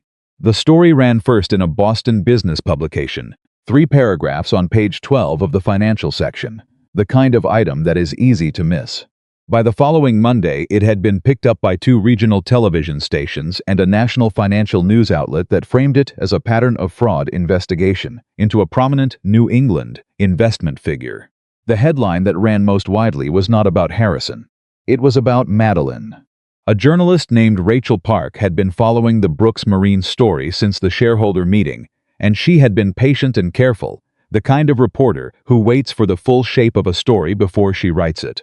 She published her piece on a Wednesday in December, and it ran long 4,000 words. And it was the kind of piece that knows what it is about and does not apologize for that. It was not about a failed wedding. It was about a woman who had recognized a fraud that had destroyed 3 other families, who had spoken the truth in front of 200 people when the cost of speaking was higher than most people could afford, and who had then spent the following weeks helping build the legal and institutional case that brought the fraud into public accountability. The headline read, "She stopped her own wedding to save 480 jobs." Here's what happened next. Madeline did not know the piece was coming out. Rachel had been interviewing people around her: Robert, Evelyn, Carl from the shipyard floor, Simone Wallace, but had only spoken to Madeline once, briefly, 2 weeks before publication. When Robert texted her the link at 7 in the morning, with the message, "You should read this when you're ready," she sat in her kitchen in her robe and read all 4,000 words. She called Lucas when she finished. "Have you seen it?" she said. "I just read it." "She got it right," Madeline said. Her voice was careful, measured. "She got the thing that most people get wrong. She said I wasn't a hero. She said I was a person who was paying attention at the right moment and chose to act on what she knew." "That is more accurate than hero," Lucas agreed. "It's also more useful," she said. "Heroes are rare. People paying attention are everywhere. If the story is about a hero, it's inspiring. If the story is about someone paying attention, that's instructive." Lucas was quiet for a moment. "You've been thinking about this." "I've been thinking about this since the shareholder meeting," she said. "About what the story is and what it means and what I want it to do." A pause. "Rachel asked me if I had any plans for the future. I told her I was building a community program at the shipyard. She said I should think about speaking publicly about what happened to other family businesses, to women who are in situations where someone is using their silence as a tool. Are you going to?" "I think so. Not as a public figure. Not as a brand. Just as someone who went through something specific and lived through the consequences, and has some things to say about it that might be useful to someone else." She paused. "Does that sound vain?" "No," he said. "It sounds like you figured out that your experience is worth more than keeping it private." She made a small sound that was not quite a laugh but was adjacent to one. "You're very good at saying the thing that closes the argument. It's a skill. It's going to be annoying eventually." "Probably," he agreed. The Rachel Park piece ran on a Wednesday. By Thursday evening, Harrison Whitmore's public relations firm had issued a statement on his behalf, and by Friday morning it had been roundly dismantled in follow-up coverage, because the statement contained 3 factual inaccuracies about the timeline of the shareholder meeting that reporters verified within 2 hours. Harrison's attorney issued a correction to the correction. The correction made things worse. By the end of that week, Harrison had stopped issuing statements entirely, which his attorney later told a reporter, on background, was the first piece of advice the client had actually taken. The threatened lawsuit against Lucas appeared formally on a Thursday, in early December, when Harrison's legal team sent a 1-paragraph letter to Evelyn notifying her that Whitmore Equity was withdrawing its legal claims against Lucas Hale in their entirety. No explanation was offered. None was needed. Evelyn read the letter twice, folded it, placed it in a folder, and called Lucas. "It's over," she said. On that front, Lucas was in his truck, parked outside a venue in Newport for a December event, the first he had booked in that market in 2 months. He held the phone and looked at the building for a moment. "Is it really over?" he asked. "The lawsuit is over. The regulatory investigation is ongoing and will be for some time. The civil claims from the other families are just beginning. Harrison Whitmore has a very complicated several years ahead of him." A pause. "But his ability to harm you professionally is effectively finished. The regulatory filing is public record. Anyone who receives an anonymous complaint about you now has a searchable counter-narrative with documentation." "How are the venues?" he asked. 3 of the 5 that canceled have reached out to reschedule," Evelyn said. "I expect the other 2 within the month." He set his phone on the passenger seat. He looked at the building again. He picked up his camera bag. He went in and did his job. The weeks between the fund agreement and Christmas had a quality that Lucas later found difficult to describe accurately, not peaceful exactly, but generative. Things were moving forward. The regulatory inquiry was moving. The civil claims were moving. Madeline's community program at the shipyard was moving. His own career was being rebuilt piece by piece. The documentary project gaining structure. The wedding bookings slowly recovering. Everything was in motion, and the motion was in the right direction. And that was enough to make the days feel purposeful, even when they were hard. He and Madeline saw each other twice a week, usually. Sometimes at the shipyard, where she was beginning to build out the employee support office with the focused, methodical energy of someone who has been waiting a long time to apply their full attention to something they actually care about. Sometimes in Providence, at his studio or the coffee place on the corner, where they talked about the documentary and the program and her father and his clients, and 100 smaller things that accumulate into the texture of knowing another person. They had not named what they were. By some implicit agreement that neither of them had stated, they had both decided that naming it could wait, and that what they were building was more important right now than what they were going to call it. But there was a Tuesday evening in mid-December, 3 days before the fund agreement was signed, 6 weeks after the wedding that had not happened, when that implicit agreement nearly broke on its own. Lucas had gone to the shipyard to pick up some B-roll footage for the documentary pilot, which was going to include a segment on Brooks Marine as one of the featured businesses. He had finished filming and was packing his equipment near the main entrance when Madeline came out of the office building with her coat on and her bag over her shoulder and stopped when she saw him. "Done for the day?" she asked. "Just finished, you?" "Just finished." She looked at him for a moment. "Walk with me?" They walked the length of the waterfront side of the facility, the way they sometimes did when the day had been long and the water made it easier to decompress. The cold was serious by December, and neither of them pretended otherwise. Their breath was visible. The lights across the water were the stationary kind that belonged to a settled harbor in winter. They were almost at the far end of the facility. When Madeline said, "I talked to my therapist today." He waited. "She asked me what I want," Madeline said. "Not what I think is responsible to want. Not what makes sense given where I am in the recovery from everything. What I actually want." "What did you tell her?" Madeline stopped walking. She turned to face him. And in her face was the specific absence of performance that he had come to understand was how she looked when she had decided to be fully honest. "I told her I was tired of waiting for permission," she said. "That I had spent most of my adult life managing what I allowed myself to want based on what was convenient for everyone around me. And that I was aware of the irony of doing that same thing now in a situation that was supposedly about my freedom." Lucas stood very still. "I told her I wanted to stop being careful about this," Madeline said. "About you." He held her gaze.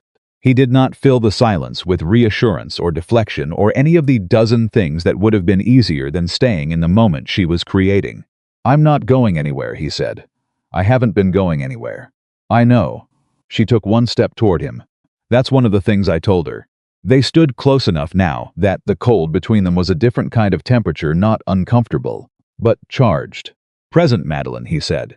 "I meant what I told you at the shipyard that night. I'm not in a hurry, but I also want to be honest with you. I have not been careful about this either. I gave up careful somewhere around the time I walked into Harrison Whitmore's office with a camera." She looked at him. Something in her expression shifted, not dramatically, not in a way that would read across a room, but up close it was unmistakable. Something released, some last-held thing finally set down. She reached out and took his hand. Not dramatically, just took it. The way people do when they have decided. They stood there on the waterfront in December, holding hands, not saying anything for a long time. And it was not a movie moment. There was no soft light, no music, nothing arranged. It was cold, and the water was dark, and somewhere behind them, a forklift was moving something across the dry dock floor. It was completely ordinary and completely real, which is exactly what both of them needed it to be. "Okay," she said finally. "Okay," he said. They walked back together, still holding hands, and neither of them said anything else that night that needed to be said. The fund agreement was signed 3 days later, on a Friday afternoon. Robert signed, Madeline signed, Catherine Reyes witnessed, and Evelyn shook hands with everyone in the room in the brisk, conclusive way That means this chapter is closed and the next one is open. The capital transfer was confirmed before the end of business. The employee equity plan was scheduled to be announced to the workforce the following Monday. Robert took Madeline to dinner that evening, just the two of them, at a restaurant in Newport they had been going to since she was a child. He ordered the same thing he always ordered. She ordered something different. He noticed and asked about it, and she said, "I thought I should try something new." He smiled and said, "Good thinking." Over dinner, he said, the thing that Madeline had been waiting to hear, not because she had needed it to feel secure, but because she had wanted it to be true and had not known until recently whether it was. "I spent a long time confusing protection with control," Robert said. He was looking at the table when he said it, not at her. "I told myself that all the decisions I made, the deal with Harrison, pushing you toward business administration, trying to manage the company's future by managing the people around it, I told myself that was fatherhood. That protecting you meant keeping bad things away from you." He looked up. "But what I kept away from you was the chance to make your own choices, including the choice to fail sometimes. And that's not protection. I understand that now." "No, you do, Dad. I'm sorry it took this much to get there." "I know that too." He reached across the table and covered her hand with his. It was the same gesture he had made, walking her down the aisle, but different now. Not delivery, not transfer, just connection. "What do you want?" he said. "For your life. Not the program, not the company you." She thought about it for a moment. Really thought about it. "I want to do work that matters. I want to do it on terms I chose. I want a relationship that doesn't require me to make myself smaller to fit inside it." She paused. "And I want you and me to keep having dinners like this, where we say what's true." Robert nodded slowly. "I think we can do that." "I think so."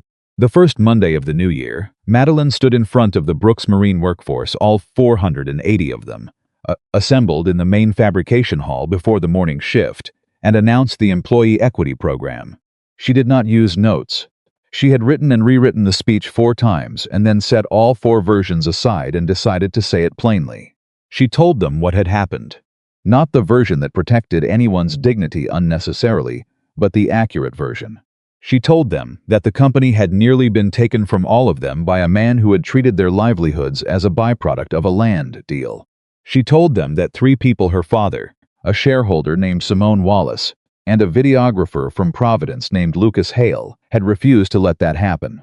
She told them that going forward, the company would be structured so that no single person, family, or investor could make that choice again. And then she told them that they owned it now. Not symbolically. Actually.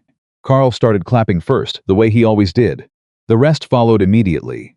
The sound in that hall, 480 pairs of hands, was not polished or orchestrated. It was real, and it was loud, and it went on for a long time, and Madeline stood at the front of it, and did not try to stop it or manage it or redirect it. She just let it happen. She stood in the middle of the thing she had built and let it be as large as it actually was. Lucas was at the back of the hall with his camera. He was supposed to be filming for the documentary. He lowered the camera. Some moments are not for recording. Some moments are for being present, inside of, without a lens between you and the thing that is happening. He stood there and watched Madeline Brooks stand in front of the people whose future she had protected, in the building her grandfather had built, on the waterfront that was no longer for sale, and he thought, this is what a life looks like when someone finally decides to live it on their own terms. He raised the camera again, not because the record mattered more than the moment, but because in this case, the record was the moment, because 480 people were part of this story, and their part deserved to be documented, and that was the work. That had always been the work. Madeline caught his eye across the room. She did not wave or signal or perform anything for the camera. She just looked at him the way people look at someone who is part of their life. The way people look when the looking itself is a form of saying something that does not need words. He held the camera steady. He kept filming. Outside the shipyard, the waterfront was still. The harbor was cold and gray and entirely itself. The 42 acres of land that Harrison Whitmore had planned to turn into luxury condominiums was still a working shipyard, still running, still full of people who showed up every day and built things with their hands. The activation event had gone off exactly as planned. It had just activated something Harrison had not anticipated. It had activated the truth.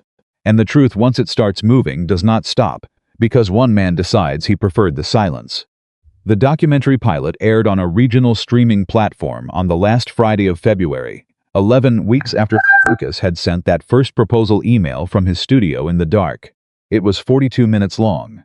It profiled 3 businesses: a third-generation Portuguese fishing operation out of New Bedford, a family-owned textile repair shop in Fall River, run by a Vietnamese immigrant woman, and her 2 adult daughters, and Brooks Marine Works in Newport. The Brooks Marine segment was 18 minutes long. It showed Carl on the fabrication floor.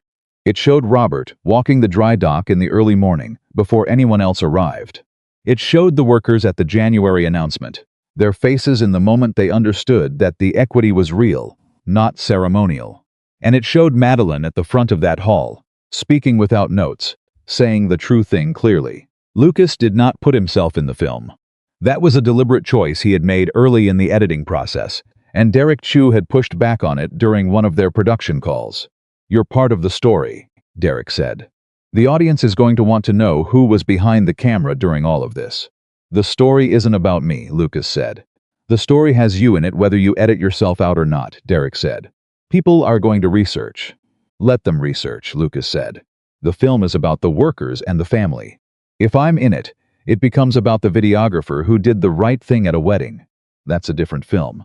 Derek was quiet for a moment. "You're leaving impact on the table." "I'm making a decision about what the film is for," Lucas said. "I think those are different things." Derek let it go. The film went out without Lucas in it. The response came faster than either of them had expected. Within 48 hours of release, Rachel Park had written a follow-up piece, pointing her readers toward the documentary. 2 national publications picked up the story, not the wedding, not the drama, but the employee ownership structure, the governance model, the idea of a company that had nearly been destroyed by concentrated control and had rebuilt itself with distributed power. A business school professor in Connecticut emailed Evelyn asking if Brooks Marine would be willing to participate in a case study for her corporate governance course.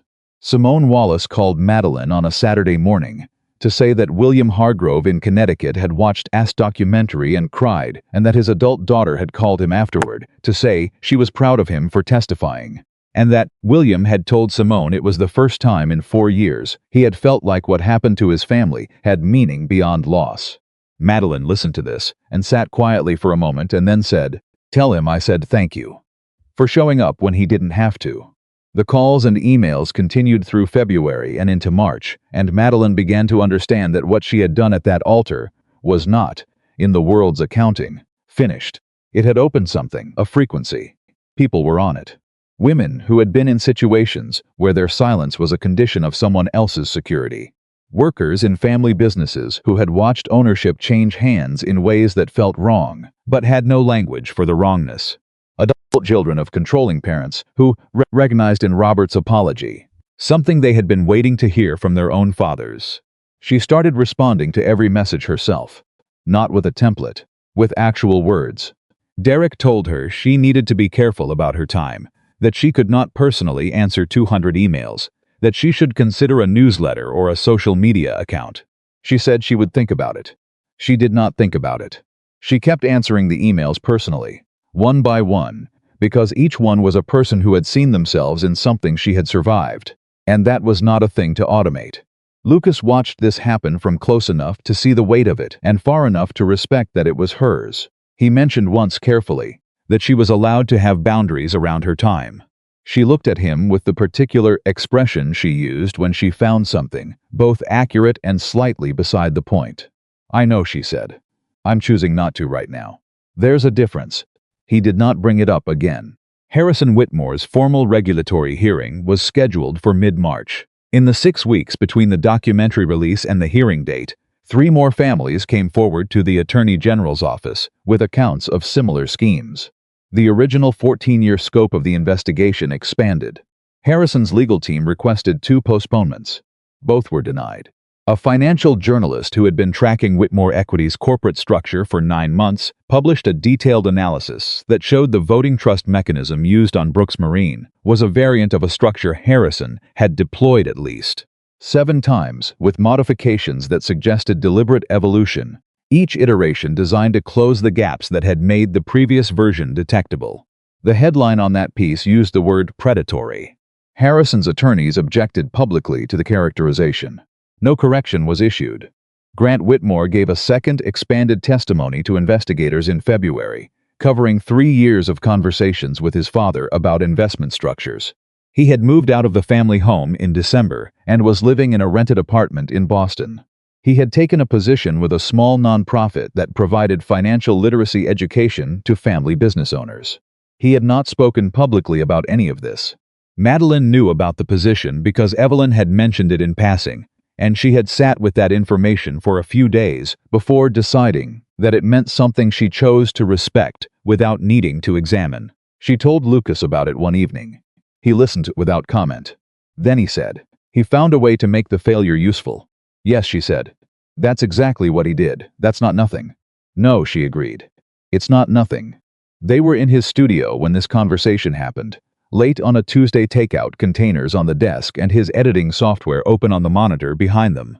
They had developed this particular rhythm over the past month's evenings that began with work and became something else, unhurried and easy, the kind of time that accumulates into intimacy without requiring anyone to announce it. She was reading the emails she still answered every evening on her laptop. He was cutting a new segment for the documentary's second episode. The room was warm and the city outside was doing whatever the city does at 10 at night in winter, and both of them were exactly where they had chosen to be, doing exactly what they had chosen to do, and the ordinariness of it was, in its own way, the most extraordinary thing that had happened to either of them in a year. Lucas looked up from his monitor at one point and watched her reading. She had her reading glasses on, the ones she had started wearing recently and initially been self-conscious about, and her legs were pulled up under her in the chair, and she was completely unaware that he was looking. He thought about the storage room, the trembling pearls, the 4 quiet words. He thought about what she had been then and what she was now, not that she had been broken and was now fixed. Because she had not been broken, she had been cornered. What she was now was uncornered, fully in her own space, fully occupying her own life, fully present in the choices she was making. He turned back to his screen. He made a cut. He watched the edit. He made another cut. After a few minutes, she said, "Without looking up, you were staring." "I was thinking," he said. "About what?" "About the fact that I am genuinely happy," he said, "which I haven't been able to say simply, without qualifications in a long time." She looked up. She studied him with the directness that was one of the things about her he found most consistently remarkable: the ability to look at something real without flinching away from it or diminishing it. "Me too," she said. And then she went back to her email. The regulatory hearing happened on a Tuesday in March. Lucas and Madeline did not attend. Evelyn attended. Robert attended. Simone Wallace attended, sitting in the third row with her folder of 18 months of documentation on her lap, prepared to testify if called. Grant attended, alone, in the back row. Harrison Whitmore arrived with 4 attorneys and a statement prepared by a crisis communications firm. The statement described his investment strategies as misunderstood, his intentions as legitimate, and the regulatory proceeding as an overreach, driven by the misleading public narrative created by an unauthorized recording. The hearing officer noted for the record that the unauthorized recording had been independently corroborated by the documents submitted voluntarily by a Whitmore Equity employee, by the testimony of 2 family business owners, and by the financial analysis of 3 independent forensic accountants. Harrison's statement was entered into the record. It was not given further weight. The hearing lasted 6 hours. Lucas and Madeline spent most of it in Providence, at his studio, working. He called Evelyn at 3 o'clock to check in. Evelyn said, "It is going the way it is going to go. I will call you when it is finished." He relayed this to Madeline. She nodded and went back to what she was working on. He went back to what he was working on. Evelyn called at 5:47. The hearing officer had issued a preliminary finding of regulatory violation across 11 documented transactions, including Brooks Marine. Whitmore Equity's operating license was suspended pending a full adjudicative proceeding. Harrison's access to client funds was frozen. A formal referral had been made to federal financial regulators for review of transactions crossing state lines. Lucas listened to all of this. He said, "What does that mean practically?" "It means Harrison Whitmore cannot touch another family's business until this is resolved." Evelyn said. And given the scope of the findings, that resolution is likely to be measured in years, not months. And the other families? The civil proceedings are separate, but the regulatory finding significantly strengthens their position. A pause. I need to tell you something else. Okay. During the hearing, Harrison's lead attorney made a statement for the record. He said his client accepted no wrongdoing, but acknowledged that the wedding ceremony objection initiated a chain of events that could not have been foreseen. Evelyn's voice carried a precise, controlled note that Lucas recognized as her version of satisfaction. He referred to it as an unforeseen variable. Lucas laughed. He could not help it. An unforeseen variable, he said. That is what they called Madeline Brooks, Evelyn said. An unforeseen variable, he told Madeline that evening. He watched her face as the words landed. Something moved through her expression, not anger, not pride exactly. Something more complicated and more complete. She looked at him and said, an unforeseen variable. She said it quietly, testing the weight of it. He planned for everything, Lucas said. He did not plan for you. She was quiet for a moment. Then she said, he planned for a woman who would stay quiet because she loved someone and owed something to her family. He did not plan for a woman who had just figured out that staying quiet was costing her everything that actually mattered. That's the version Rachel Park should write, Lucas said. Madeline looked at him. I think that's the version I'm going to say the next time someone asks me to speak. She had begun accepting speaking invitations in February carefully, selectively, choosing venues and audiences where the conversations was genuinely useful rather than performative. She had spoken to a group of women in family business leadership in Boston. She had spoken to a corporate governance conference in Providence that Evelyn had organized. She had spoken, quietly and without announcement, to a support group for adult children of controlling parents that met on Thursday evenings in a church hall in Newport, because someone in that group had emailed her after the documentary and asked if she would come, and she had said yes without discussing it with anyone first. She did not tell Lucas about the Thursday group for 3 weeks. When she did, he asked, "Why didn't you tell me?" "Because I needed it to be mine first," she said. "Before it was something I shared." He understood that. He understood it in the way that people understand things that are not about them, but resonate with something they have lived. "How is it?" Hard, she said, and exactly right. April came in warm for New England. The shipyard's first quarter numbers under the new governance structure were better than the projections, which Catherine Reyes described in her quarterly report as a meaningful indicator of workforce alignment with ownership outcomes, which was the financial language version of people work differently when they own something. Carl had been elected to represent the employee shareholder group on the independent board. He had accepted the position with the specific understated gravity of a man who takes things seriously without needing to announce that he does. His first act on the board was to request that the company cafeteria be renamed in honor of the 3 men who had founded the original dry dock operation in 1931. Robert approved it without deliberation. Madeline's community program had its first formal event in April, a Saturday morning session at the shipyard for workers and their families, covering financial literacy, employee rights and resources, available to workers navigating family hardship. 47 families attended. Madeline ran it with a team of 3 volunteers she had recruited from a local nonprofit network. She was there from 7 in the morning until 4 in the afternoon, and at the end of it she sat in the empty hall with a cold cup of coffee and felt something she had not felt in a long time. That she had spent a day doing exactly what she was supposed to be doing. She called Lucas on the drive home. "How did it go?" he asked. "A woman came up to me at the end," Madeline said. "She's been at the company for 11 years. She said she had never been to anything like this at a job before. She said she didn't know she was allowed to ask questions about her financial situation, like she needed permission to understand her own money." "What did you tell her?" "I told her she had always been allowed, that nobody had ever shown her the door." A pause. "That's the whole program," Lucas said quietly. "I know," she said. "I figured that out today." In May, 6 months after the shareholder meeting, Lucas finished editing the 2nd episode of the documentary series. Derek had confirmed distribution for 3 more episodes. Ann's public broadcasting affiliate had come in as a co-production partner. A foundation that funded working-class American storytelling had provided a grant sufficient to carry the project through the first full season.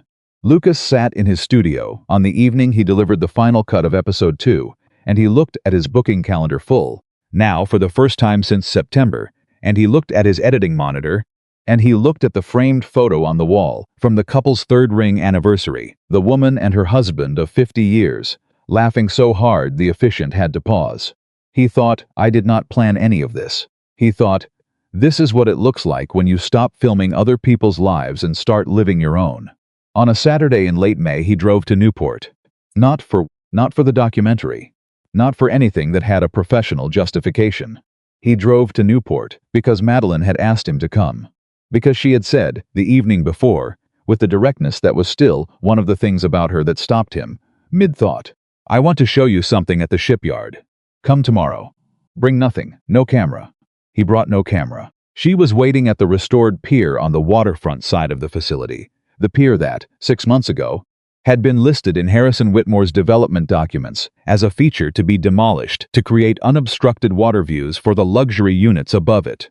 It was a solid, unglamorous structure made of treated timber and steel cable, and it was completely intact, and it stretched out over the dark water of Newport Harbor the way it had for 30 years. She was standing at the end of it when he walked out. The late May air was doing the thing New England air does in late spring, turning soft almost reluctantly, like it had been cold. For so long it was suspicious of its own warmth. He walked out to where she was standing. She turned when she heard him. She was smiling, but it was the quiet kind, not the performed kind. The kind that lives below the surface and comes up when it cannot be helped. You came, she said. You asked, he said. She looked at him for a moment. Then she said, I've been thinking about something. For a few weeks. And I need to ask you directly, because I am done with anything that requires decoding. He held very still. Are we going somewhere? She said. You and me. Is this a thing that has a direction, or are we going to spend the rest of the year being happy in each other's company and calling it enough? He looked at her. He thought about 12 minutes a storage room. He thought about the bathroom in the rented tuxedo. He thought about all the years of arriving at moments without knowing what they were until he was inside them and the choice had already been made. He said, I want to go somewhere. I have wanted to go somewhere for 6 months. I have been waiting because I told myself I was giving you time, but honestly, I think I was also afraid. Of what? Of being wrong again. Of believing in something and finding out I had mistaken proximity for connection. She held his gaze, and now I am certain that what this is not proximity. He paused. You are the clearest person I have ever known. Not easy clear. And I have spent my whole career chasing clarity through a lens, and it turns out the clearest thing I have ever seen was a woman in a storage room telling the truth when it would have been so much simpler to stay quiet. She stepped forward. She put her hand on his chest, flat, the way she had done that night in the storage room, checking for something real, something solid. He covered her hand with his. Okay, she said. Okay, he said.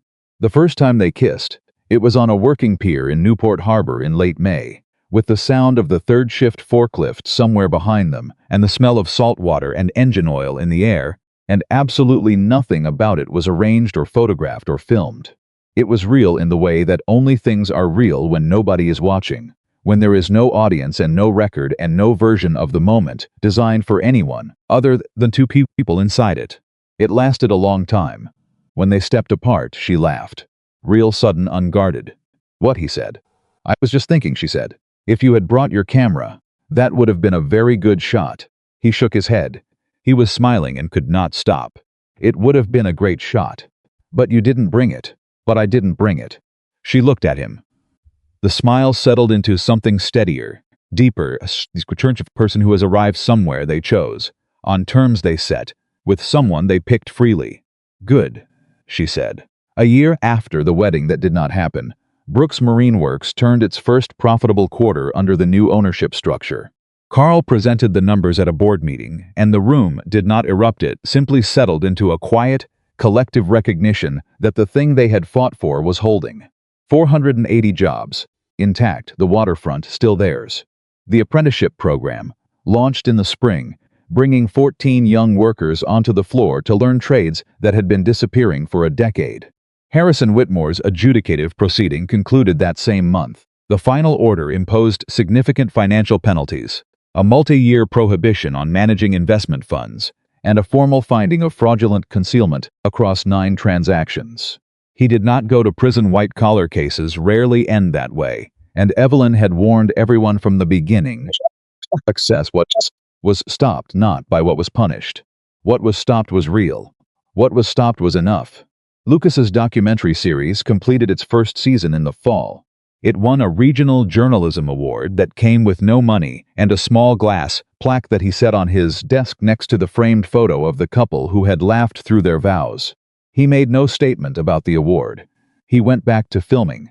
Madeline's community program had served 312 families by the end of the year. She had turned down 2 consulting offers and 1 nonprofit director position, not because they were wrong, but because she was not finished building what she had started, and she did not yet know everything it was going to become. She said this to Robert when he asked her about the offers. He nodded and said, "Take the time it takes." She looked at him and thought, he means it this time. He really means it. On the evening Lucas proposed, there was no crowd, no planned moment, no hidden camera. He had thought about it for weeks, tried on various versions of how it should happen, and then discarded all of them because none of them sounded like him or like her or like the thing they actually were together. What happened was this. They were sitting on the pier, a Saturday evening in September, a year after everything, and she was telling him about a letter she had received from a woman in Ohio who had read Rachel Park's article and recognized her own situation in it, and had finally told her husband's business partner that she would not sign a document she did not understand, and how that single act of refusal had changed the course of what happened to her family. Madeline finished telling the story and went quiet. The harbor was doing its end of summer thing, warm and gold and almost reluctant. He said her name. She turned. He said, "There's one condition. That either of us can always say the true thing, even when the true thing changes the plan." She looked at him for a long moment. Her eyes were clear and steady and entirely present. "That's the only condition," she said. "That's the only one." She said yes. At their small wedding the following spring, Robert walked her down the aisle to where Lucas was standing. At the end of the aisle he stopped. He kissed her forehead. He stepped back, and he let her walk the last few feet by herself to the person she had chosen, on the day she had planned, in the life she had built. She walked those last few feet with her shoulders back and her hands still and her face completely open. No pearls clicking, no trembling, no clock counting down to a moment designed by someone else. Just Madeline Brooks, choosing freely, arriving exactly where she meant to go. Some doors open from the inside. The ones that matter always do. And on the other side of the door, she had pushed open in a storage room, full of white roses. 12 minutes before a ceremony that was never hers, on the other side of that door was everything that was. There is a question that Lucas got asked more than any other in the year after everything became public. Journalists asked it. The documentary audience asked it in the comment sections. People who recognized him at wedding venues asked that in parking lots and hallways, and once in a grocery store in Providence on a Wednesday afternoon. The question was always some version of this thing, dressed in different clothes. "Why did you do it?" And he always gave the same honest answer. "Because she said please." And because the way she said it told me she had stopped saying please to people a long time ago. But that answer, true as it was, only covered the surface of something deeper that he spent a long time trying to understand. Because the real question, the one nobody asked directly, but that lived underneath the one they did ask, was not why he had walked into a room he was not supposed to enter and filmed documents he was not supposed to see. The real question was, what is love actually supposed to look like? And how do you know when what you are being offered is love and when it is something else wearing love's clothing? He did not have the answer the day he stood in that storage room. He has thought about it every day since. Here is what he believes now, a year and a half after the wedding that did not happen. Sitting in his studio in Providence with the glass award plaque on his desk and Madeline's spare reading glasses on the shelf next to his camera bag, because she leaves things at his place the way people do when they have decided somewhere is also theirs. Love does not arrive with conditions attached to your silence. That is the first and most important thing. It sounds simple. It is not simple, because conditions are rarely announced. They are built into the architecture of a relationship so gradually, so quietly, that by the time you feel their weight, you have already accepted them as structural. Harrison Whitmore never told Madeline to be quiet. He never had to. He built a situation in which the cost of speaking was so high that silence became the rational choice. And that is how control works when it is sophisticated enough to disguise itself as love, as family, as responsibility, as protection. The version that almost happened at the Hawthorne Cliff estate was not a love story. It was a transaction with a ceremony attached to it.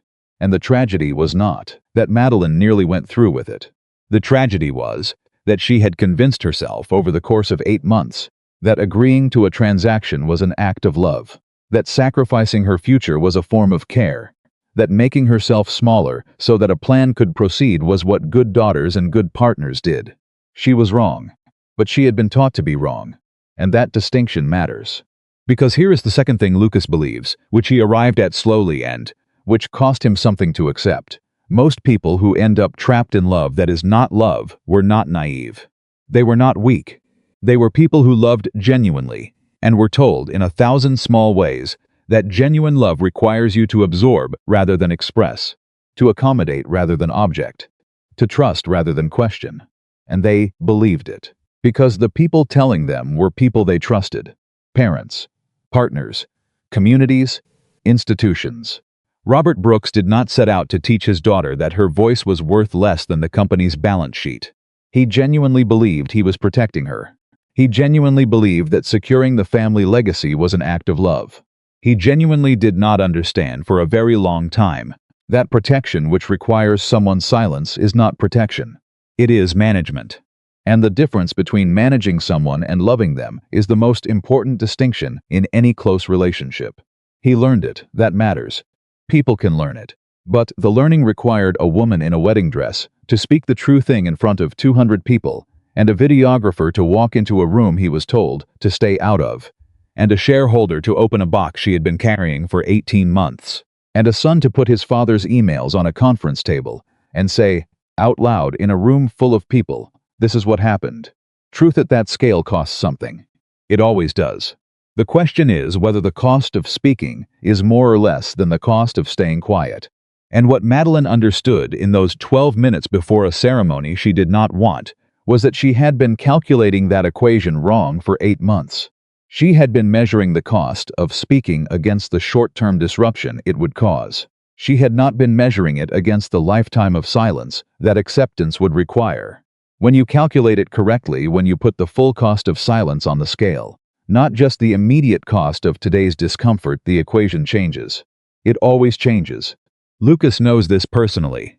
He stood in a bathroom in a rented tuxedo at 28 years old and ran that calculation in real time, and the answer nearly broke him. He chose honesty anyway. And he spent years afterward being told he had been selfish, and he believed it partially, because the people around him had only measured the disruption and not the alternative. They had not measured what would have grown inside him if he had stayed. They had not measured what he would have become, quietly, over years, pretending to be someone he had agreed to be because he was afraid to say otherwise. This is the third thing. Courage in love is not the absence of fear. It is the decision to speak anyway, when the fear is loudest, when the cost seems highest, when every reasonable calculation says that staying quiet is the safer choice. Madeline was not fearless in that storage room. Her hands were shaking hard enough that the pearls around her wrist were striking each other in the silence. She was terrified. She spoke anyway. And in doing so, she did not just save a shipyard, or expose a fraud, or protect 480 jobs. She did something more fundamental than any of those things. She proved to herself that her voice was real, that it had weight, that when she used it, things changed. That proof, that specific personal, earned knowledge of your own capacity to speak and be heard, is not something anyone can give you. People can create the conditions for it. They can stand beside you while you do it.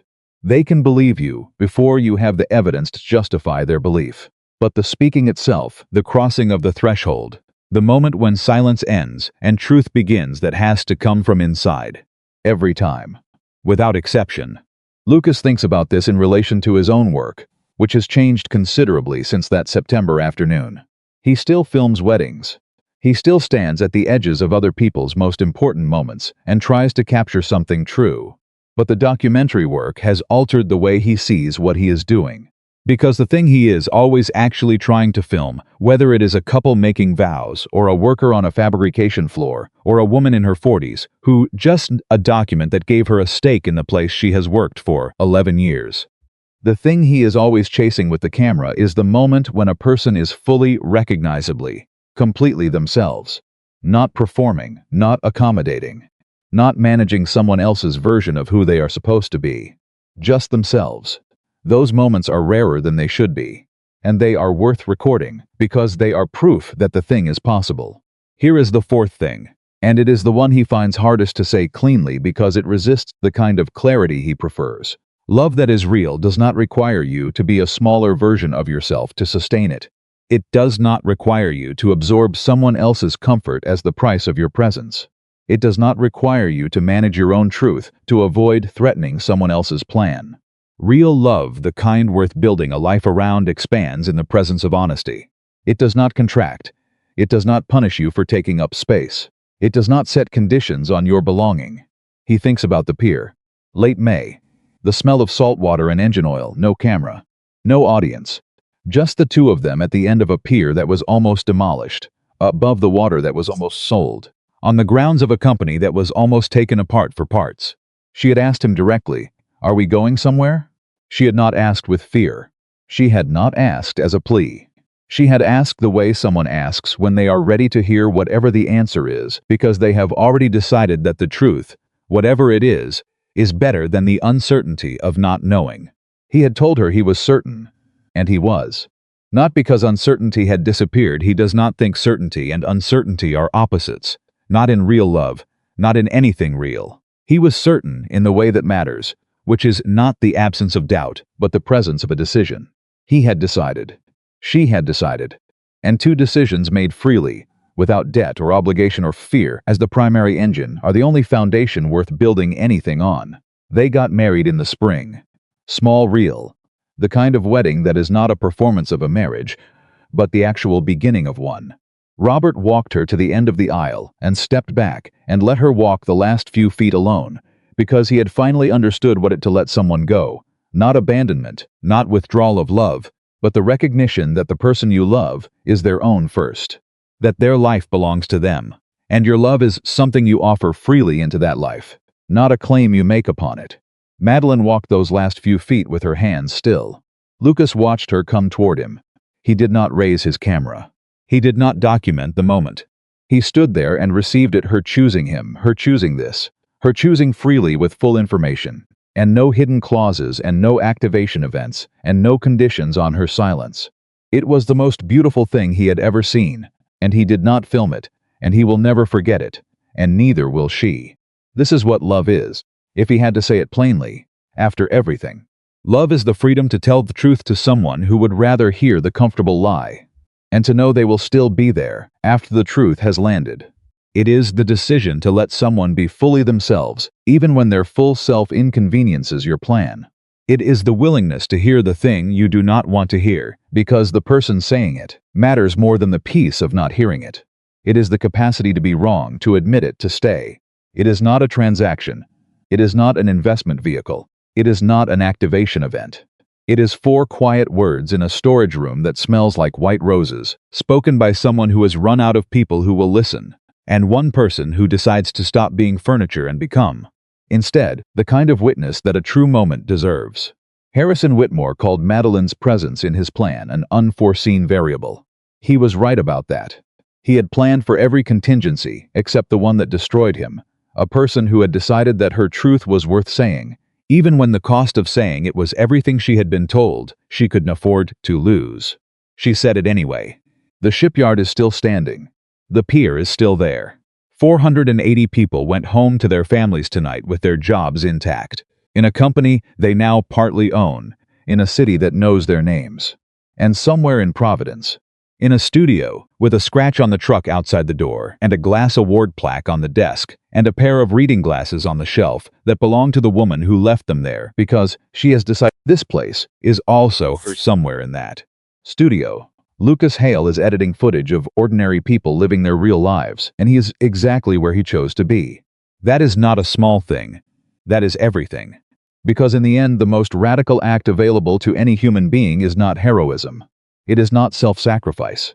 It is not the grand gesture or the public stand or the moment that plays well on a screen. It is simply this: to know what is true, and to say it, and to build your life your actual life, not the one someone planned for you on the foundation of having said it. Madeline Brooks knew that in a storage room with 12 minutes on the clock and pearls clicking against each other in the silence. She said it anyway.